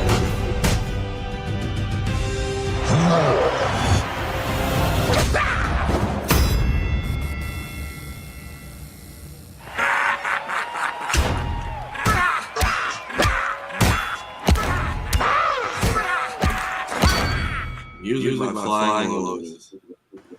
Oh, I'm sorry. I had to make sure I was laughing so hard to make sure I was muted. Listen. That's hilarious.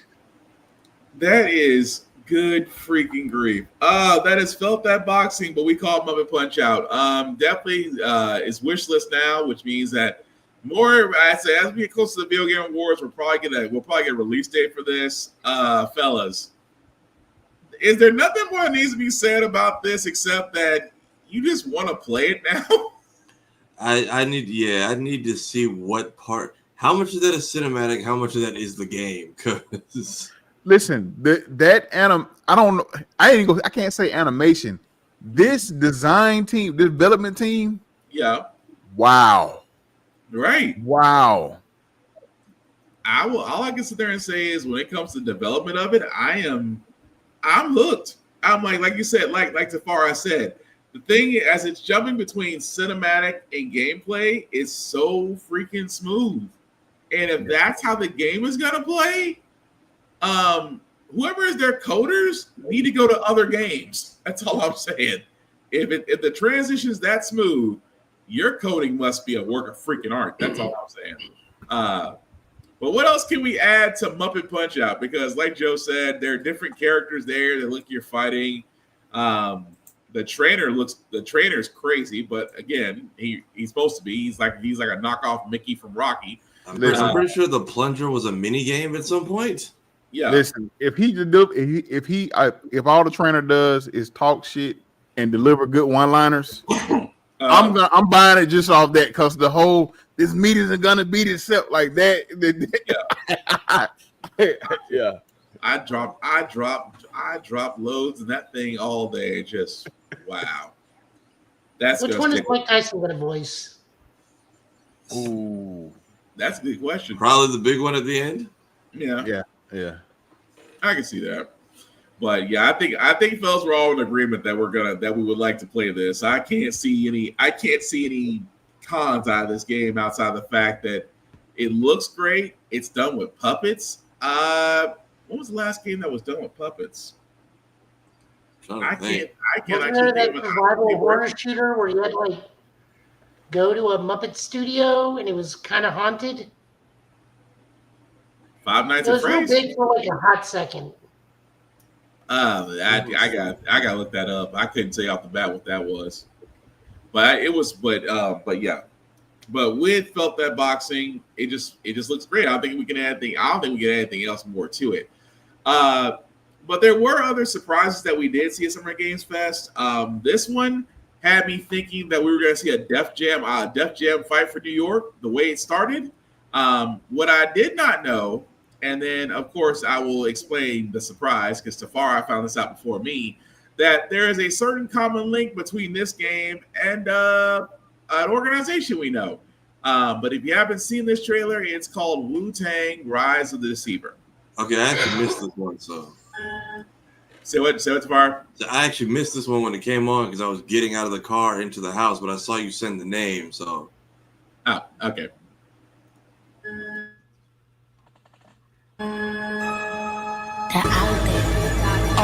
Gotta rescue one. This one we gotta protect. We cannot choose where come. People's dreams get snatched up out here. Find Inspector Deck, find Rizzo, find Master Kill, find Jizzle, find Method, find Raycon, you find Cabot, find Ghostface Killer. Where is the Wu-Tang Clan? Find them.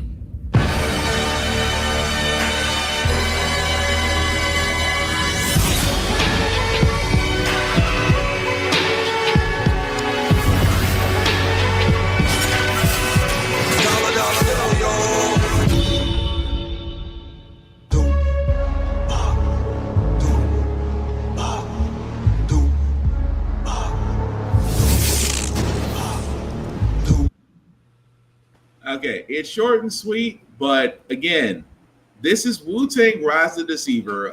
Literally, as you see, presented by Ghostface Killer. Definitely are obviously approved by the Wu.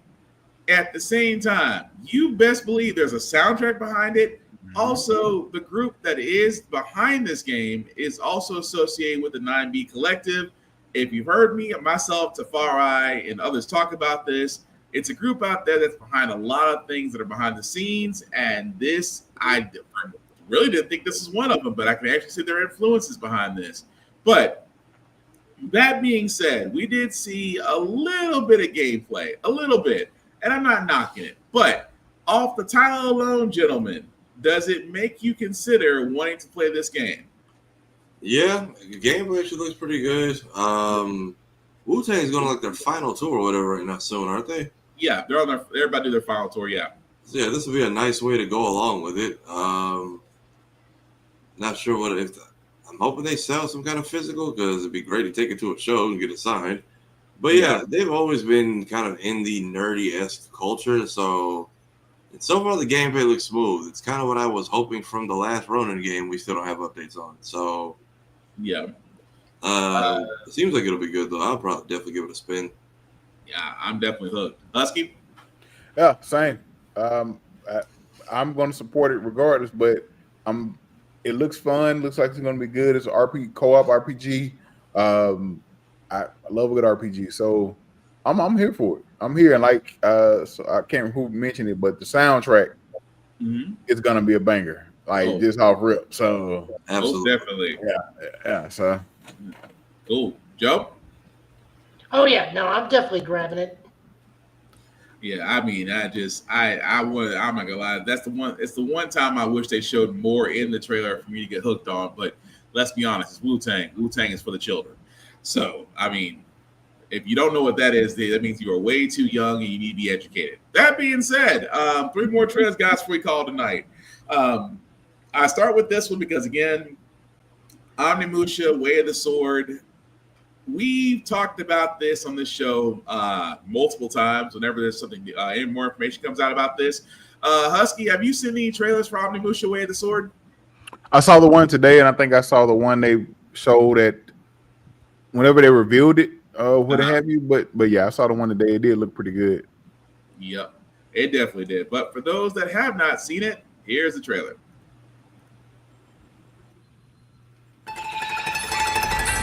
This isn't hell or my world. What is this place? Kill Ray. Also, you don't have a chance.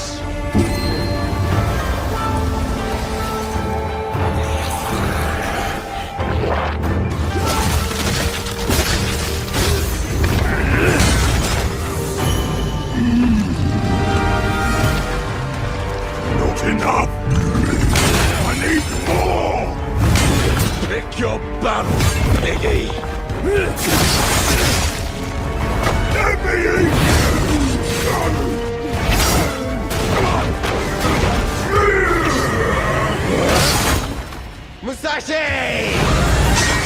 both want the same thing, Musashi. But there's only room for one at the top. And it won't be a coward who runs from jewels. Words never did work between us, did they? Sasaki Ganryu.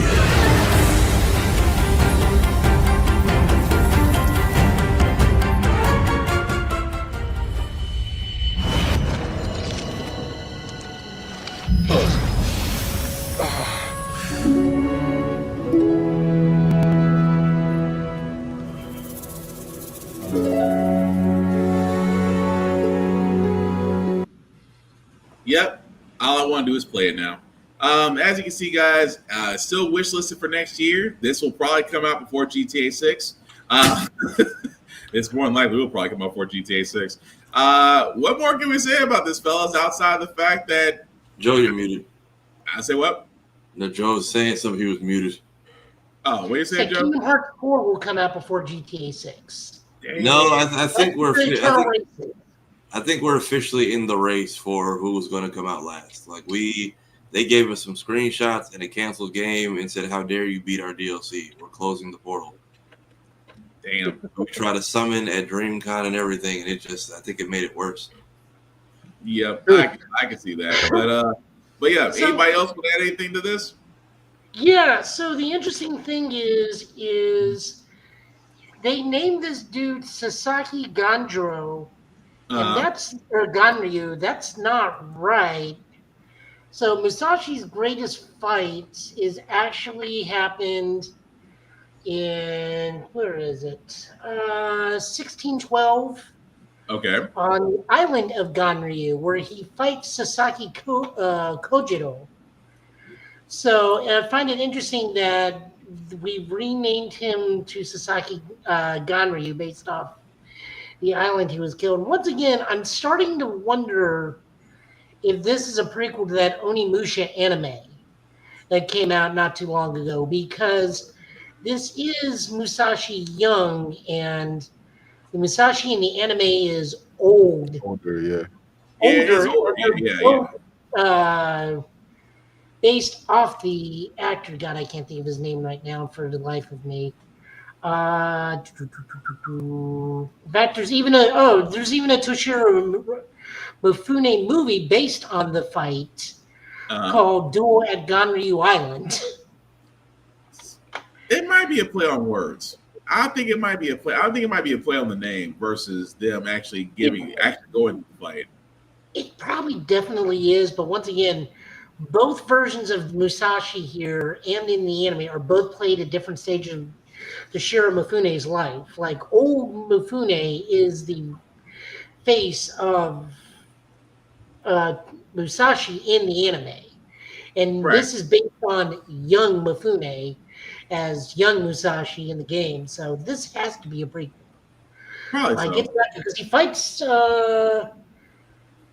Sasaki is the final boss in the anime too, or one of the final bosses in the anime too. True. I don't know. I hope they do take some elements, but I hope they don't stay too linear to it. That's the only thing I'm worried about.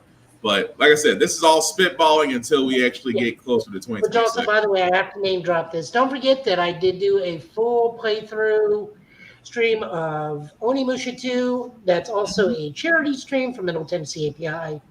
The donation is in the link in all the videos.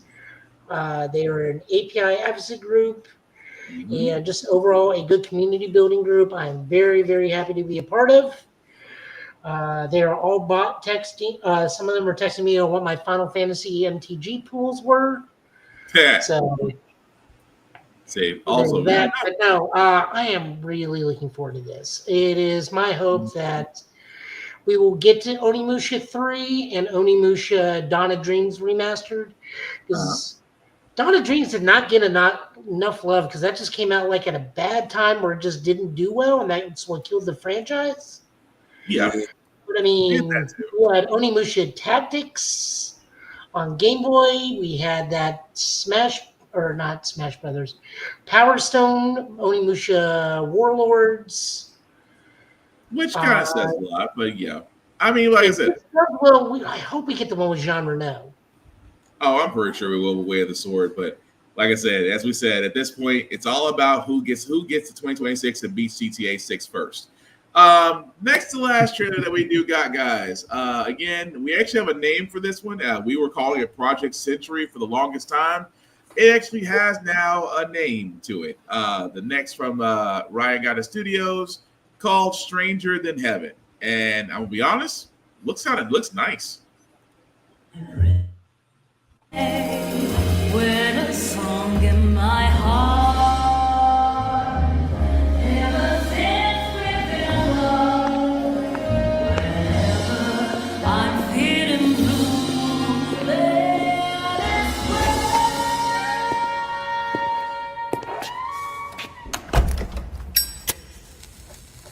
Mm-mm.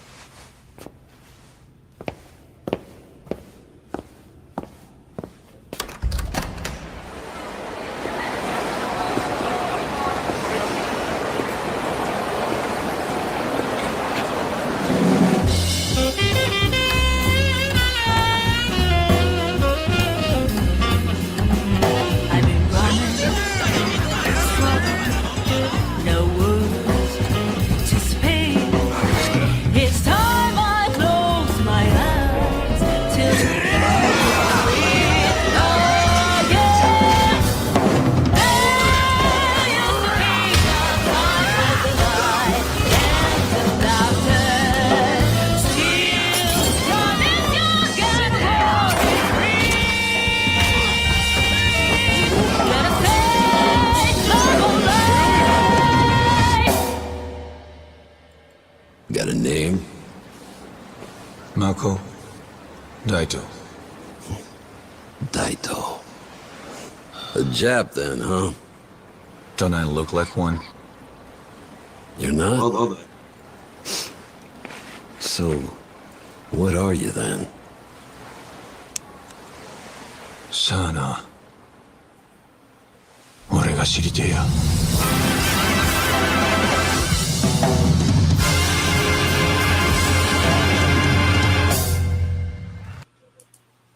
All right, guys, and that was the trailer for Stranger Than Heaven. Was formerly known as Project Century. Is the next game from RGG Studios. If you don't know who they are pretty much behind the Like a Dragon series and Yakuza. This is basically going to be based in 1943, so it looks interesting. The gameplay looks great. It's definitely going to be some hard combat. But what are we thinking, fellas? It's Mafia the Old Country, but Japanese. Pretty much. There you go. That's it. It looks good. I've played a few Yakuza games, so yeah, definitely be checking it out. All right, Joe. This is unfair bias upon my opinion. Okay. I mean, I play and own every single Yakuza game, so I know. That's why I'm looking at you like, what's your opinion? Oh, I'll definitely get this. This looks fantastic. I wish we had grabbed the Japanese trailer. That probably would have been even better for the music. 1943 though. God, 1943 Japan. That's such a tumultuous time.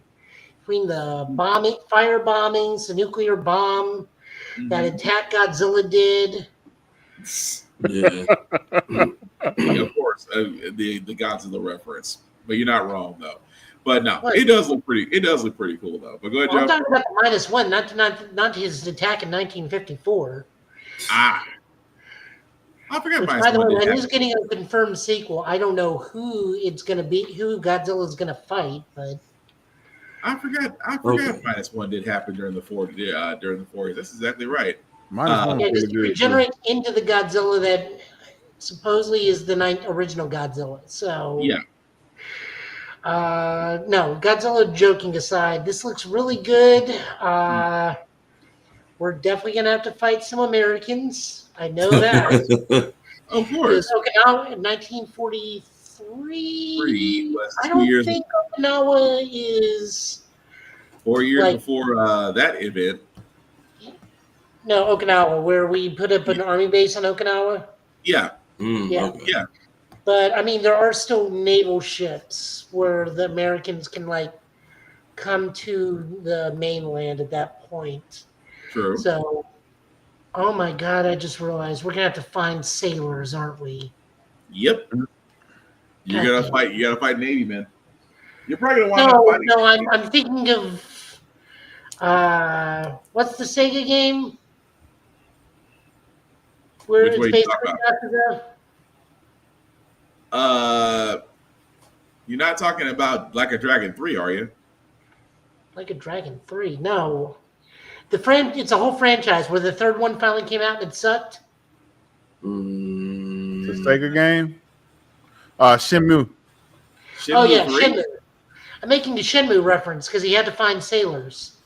Oh, okay. That's like Shenmue. Yeah, that's true. Shenmue 3 did it to fight sailors. No, I'm just sitting there thinking, it's like, no, I'm really looking forward to this. This is a very interesting time period for any organized crime game. Because this is at the height of organized crime. Like between here to Vietnam, this is a big rise in organized crime almost across the globe, but mostly America and Japan. Yeah, it's true. Primarily America. Yeah, but it should be interesting though. It should be interesting because, like I said, RGG Studios hasn't put out a bad game yet, so we will definitely see. But the last trailer we do got, guys, before we do call tonight, again, I held this off because Capcom decided they wanted to tease us, and then, of course, in typical Summer Games Fest fashion, the last trailer is always a surprise that nobody saw coming. And what it was the announcement of the next Resident Evil game, Resident Evil Requiem. If you haven't seen the trailer, let me stress this very heavily. It's Resident Evil, which means viewer discretion is advised.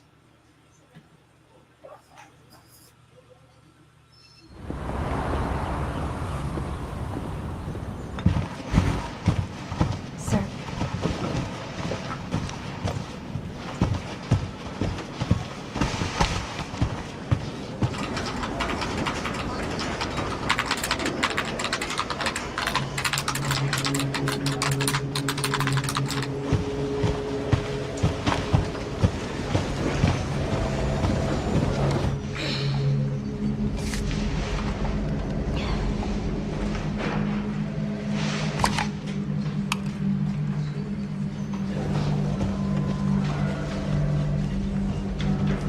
Grace. Grace. Grace Ashcroft. Yes? My office. Coming.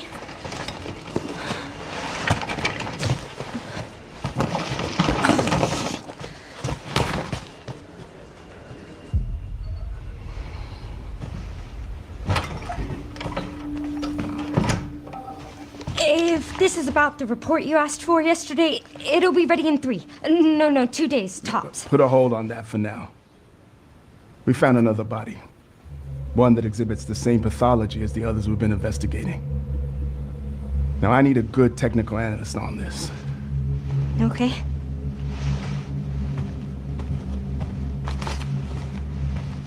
I need your eyes on the crime scene. The Renwood Hotel.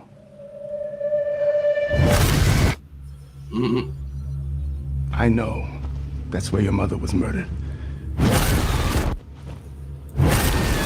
Alyssa died 8 years ago. Perhaps it's time for you to face the past. Grace.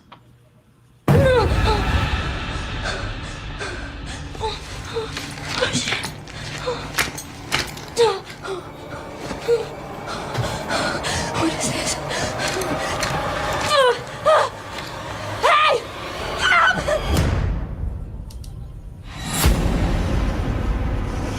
Stay close.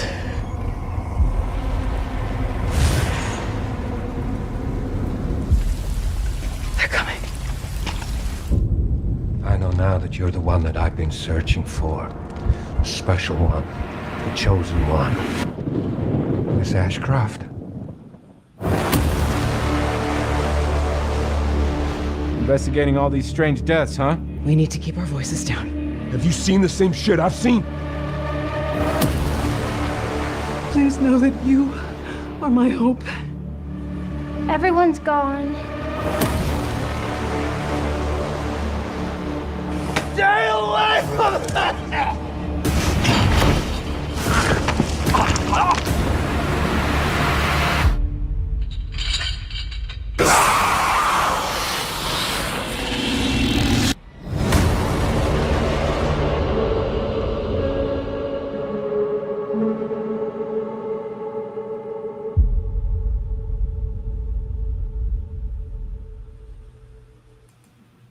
All right. And that, guys, was Resident Evil 9, otherwise known as Resident Evil Requiem. As you can see, will still be GTA 6 coming out next year, February 27th of next year. I will say this, I'll just keep it short and sweet. As a Resident Evil fan, I'm playing it. Biohazard brought me back to the series because 6 was terrible. 8 being Village, loved it to death.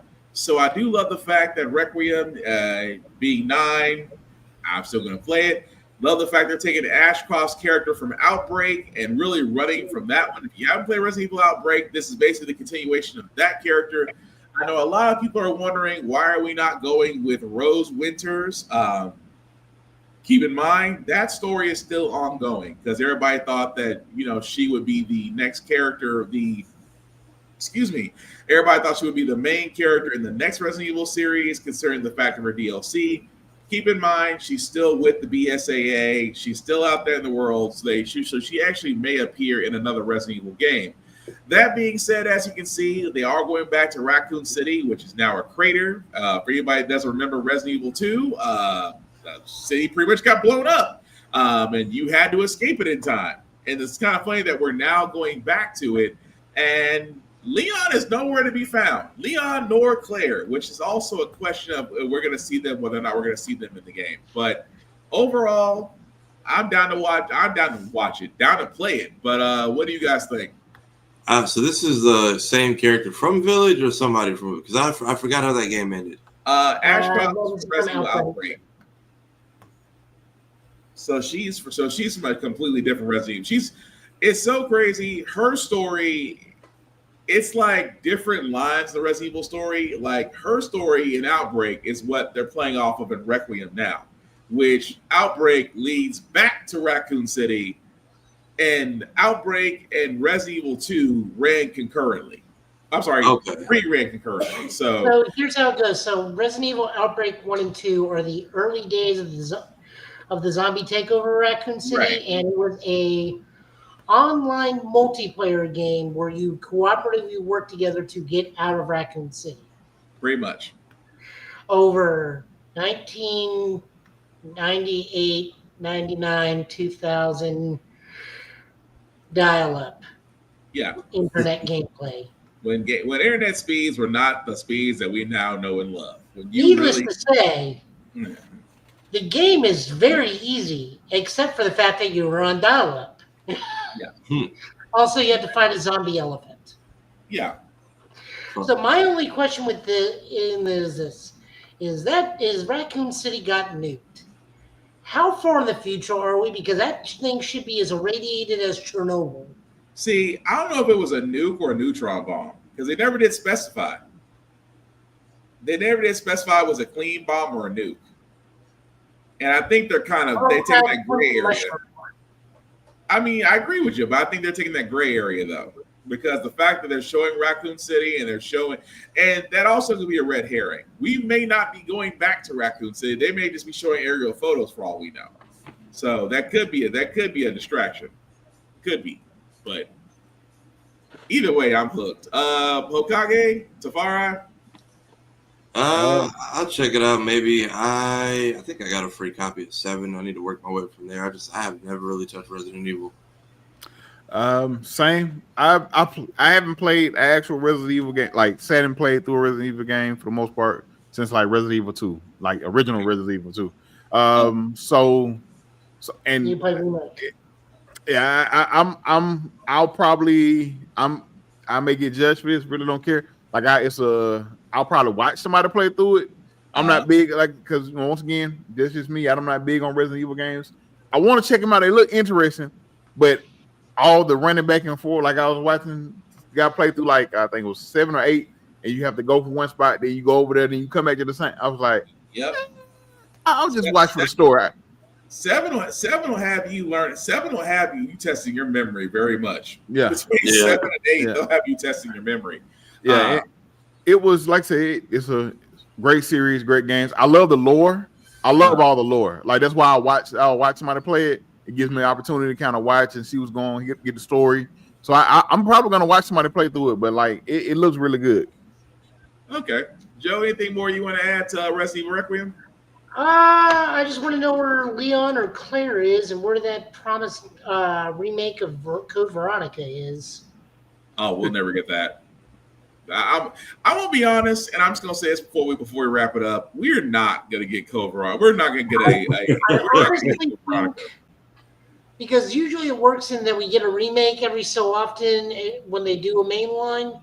Yeah. So if it were anything, they will do a remake of 0, and then they'll do a remake of Code Veronica. 0 I agree with, but for some odd reason, Code Veronica is like the persona non grata that they will not touch. I don't know why, because again, Code Veronica was a great game. It does need to be remade and remastered, but for some odd reason, they don't seem to be too focused on it. I don't know why, but I mean, we kind of badgered them into making the remake of 2, so. We'll badger them into the remake of Code Veronica at some point. We bullied them into 2 and 3. So that, although 5 deserved a remake too, because 5 actually got a bad rap, and I actually liked 5. But that's 5, you got to cut out some of the game or re-engineer how some enemies look. Re-engineer them. I'm okay with that, but again, that's a whole other discussion we'll be forever and a day on. But that being said, guys, that's that boulder punching mini game a little bit more fun. That was unrealistic. But anyway, that being said, that's the trailers that we are going to cover for that also. But that's the trailers we're covering for Summer Games Fest. Again, guys, there were I know a lot of people are saying, but there are other things out there. I understand. But here's the thing. In 2 hours, they went through nearly 50 plus games. We barely got through 12 trailers in 2.5 hours. Again, these are our picks. It doesn't mean that we're experts. It's just the fact that things that have caught our eye. If things have caught your eye, let us know what you guys think in the comments. Also, really quickly, guys, if we were to give Summer Games Fest a grade, whether A for effort or all the way through F for failure, just around the bend, what do we think? I'm going to start with you, Husky. Grading Summer Games Fest, was it A through F? What do you think? I'll give it a solid B. Like there were some really good games, really good. We didn't get. I know a lot of people they expect those big AAA games and trailers and things of that nature. But I thought it was pretty solid. We saw a lot of good games. They didn't have a lot of AAA bases, but we still saw a lot of good games that we knew about. Some games we didn't. Like we showed some Mafia Old Country. Also brought up Death Stranding 2. Like a lot of good games were shown, so I give it a solid B. All right, Tafari? Yeah, I give it a solid B plus. I came out with more than I expected. Ended up liking a lot more than I expected to as well. Also, notably, some of the stuff they clearly did fix from Sonic Racing Cross Worlds. Nice getting updates on when some games are actually coming out. Finally getting release dates. And then we still got 1,000 other things. So yeah, just bring back E3 at this point. Let them get like one last one and call it a 20th. Fair enough. Joe? I would love that. I give both of them a B. I mean, we had standout moments in the end, but there wasn't really anything. There were very few things that I was hyped for, either one of them aside from the endings. Mm-hmm. I mean, there's just bits and bobs all around, but not like wow and dazzling all the way through. But we're not entirely done because there's also Xbox coming, and then supposedly there's a Nintendo one potentially next week. Mm-hmm. So, I mean, we're not over yet. I mean, all Xbox I'm expecting them to come do is just come out going, we're hooked up with Steam, and then just leave. Yeah, pretty much. I mean, they wouldn't be wrong in that. I'm enjoying y'all guys in that as well for Summer Games Fest. I give it a B because, again, I love the fact a lot of indie games have a lot more shine. I'm not disappointed in the fact that the so-called quote unquote big IPs didn't show here. Keep in mind, we still have the game show, Game Awards in December. So guaranteed between Summer Games Fest and the Video Game Awards, you will probably get your answer on whatever games you're waiting on between here and December. I promise you. But overall, still solid showing. And like Joe said, we still have other events that are happening during this weekend, and of course, Microsoft's with their Developer Digital on Sunday. So again, whatever news is actually happening, then we'll definitely bring it to the forefront for next week. So, with that being said, that's pretty much going to do it for this podcast. And as we do sign off, of course, guests always go first. Husky Hokage, thank you for being on with us. We certainly do appreciate it. It's definitely been an honor, sir. But we do like to do shameless plugging at the end of this show. So I'm going to start with you. Anything you want people know where they can find you, shows, and things of that nature? Sure. Appreciate it. Well, first off, thank you guys for inviting me, man. I really had a good time. Really enjoyed chilling with you guys. You can always find me at the Husky Hokage on pretty much everything. TikTok, YouTube, Twitter, Instagram. Also, I am a contributor / writer for gamersocialclub.ca. I have reviews, news articles, things of that nature. You can go check us out there. We cover all gaming stuff, whether it be big stuff, little stuff. We cover as a great group of people over there that I get an opportunity to kind of write with and work with. Also, I have a podcast as well. It's called Victory Road, a gaming podcast. We usually we drop on Thursdays, 7:30. You can check it on my Twitch channel at the Husky Hokage, or you can go to the Blurred Syndicate at YouTube. We're on there as well. But every Thursday, 7:30, me and my cousin we talk about games. We do interviews. Hopefully, we can get these guys to come on. But we do interviews. We bring on other gamers, and we just have a good time, man. But yeah, that's about it. Nice. Well, yeah, definitely have an honor having you on here at GetBit, and I can tell you between myself, Tafari, and Joe, hey, if you invite us, we're there. Sure. Invite us there, and we'll definitely join you on that. But I do also got to throw it to the man, the myth, the legend, who at this point, let's just be honest, he's known. Tafari, you want people to know what you're doing, sir? I will be locked away in a laboratory now that my computer is back from the grave for a third time or fourth. I've lost count at this point. Finally getting some stuff edited. I will be going through footage from MomoCon and DreamCon. We just dropped the press conference today, it was supposed to be just 2 people, but ended up being almost the entire Boondocks cast. So we have Gary Anthony Williams, Yamara Taylor, Cedric Yarborough, and Rodney Barnes. Those people are hilarious. Also did on Room Full of Blurs channel, I was cameraman. We got Megan Thee Stallion's whole panel. We got the Boondocks reunion. We have the surprise visit from Ironheart herself, as well as getting to watch the Ironheart trailer with Ironheart. My own channel, I dropped a small little think piece about just the current state of the con world. Wrap it up, lady, but thank you. Y'all still on. Hey, we wait, because I had it on the background of my other laptop. Did you finish? Yeah, but about to sign off. I think she's still playing. Yeah, I still have her live on mine, so she must have just came over, took a peek. Nope. She wrapped it up. Stream ended 42 seconds ago. Okay. Let me see. Yeah. Finally got to link up with a lot of people. You can catch me on the last 2 episodes of the How to Nerd podcast. We did a pre and post DreamCon wrap up with Cleo Thomas and the crew. Finally, after a year, got to hang out with the guys from Trapped in Anime TV. So That was kind of an on-the-fly thing, especially the ending. I just grabbed a bunch of random people. Let's see what else we have going on over here. Yeah, stuff coming on Blurred's Eye. I did a Goofy movie animatic for my idea for a third film, which Carl Jones gave my sister his props for her storyboard, so that's on the channel to check out as well. Follow me on all the things. I will keep y'all up to date when I remember what else I have to do. All right, sweet. Joe, the man who is always busy, especially during the API month. Will let people know what you're doing, sir? Oh, well, also, first off, happy Pride Month, everybody. Oh, yeah, we completely forgot that. Our bad. The actor of Martok from Star Trek says, "Glory to you and your preferences." So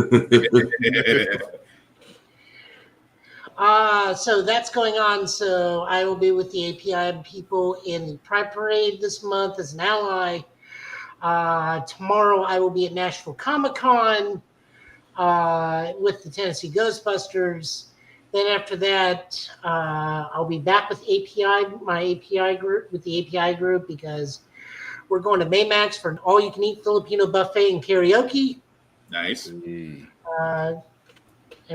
I do it big when I can. According to Scott Adams, I am now the meaning of life as I'm 42. Nice. That I got to chuckle at all means we can all be friends.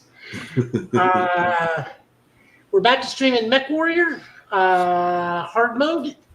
I've already gotten taken out multiple times in a single mission because I kept letting one singular medium mech just harass me while I'm taking out the larger mechs. So plan is take out the real big guy, then take out the little guy.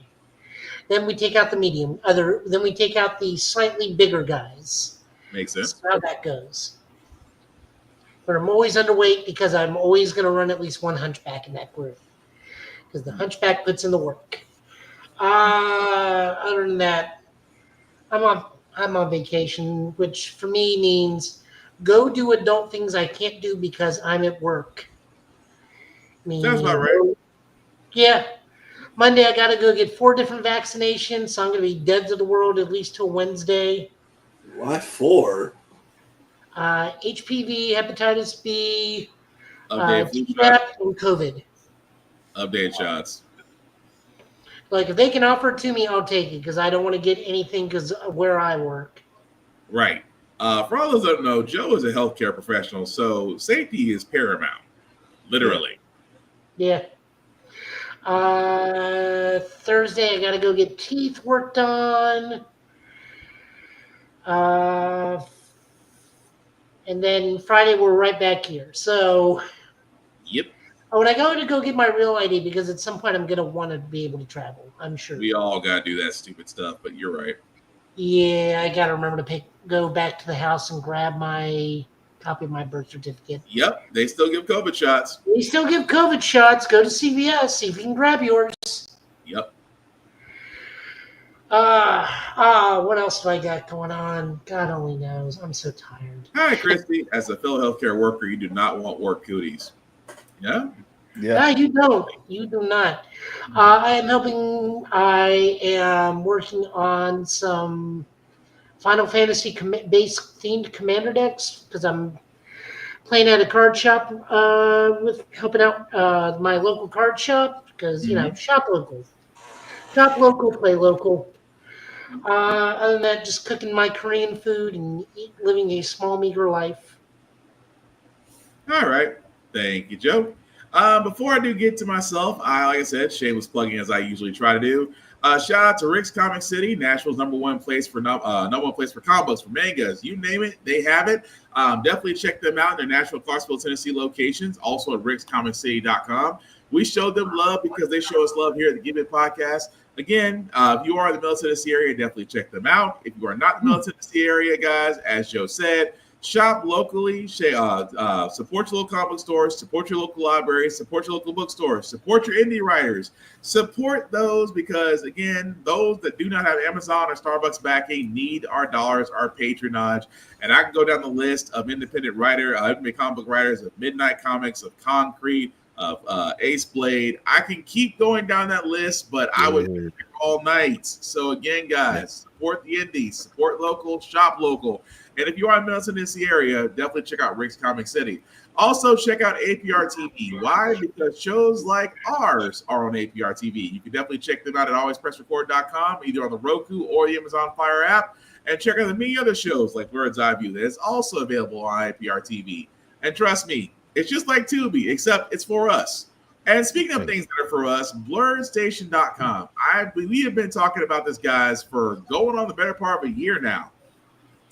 We want to support this because this is basically our table of programming, our television shows, our movies, our anime, things of that nature. But the most important thing about it is, guys, we want our patronage and our dollars to go back in our pockets. And we can do that through our own original programming. And that's what Blurred Station is all about. Definitely check out blurredstation.com, select the Join Now button, select the Bird's Eye View Affinity membership, select anybody there, and it is $10.99 a month to stream Blurred Station.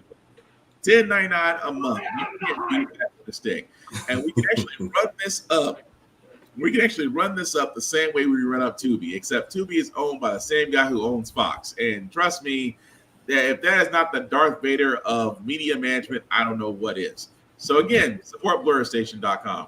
As for myself, guys, again, support the blog, support the Give It podcast on all socials, Facebook, YouTube, Twitch, TikTok.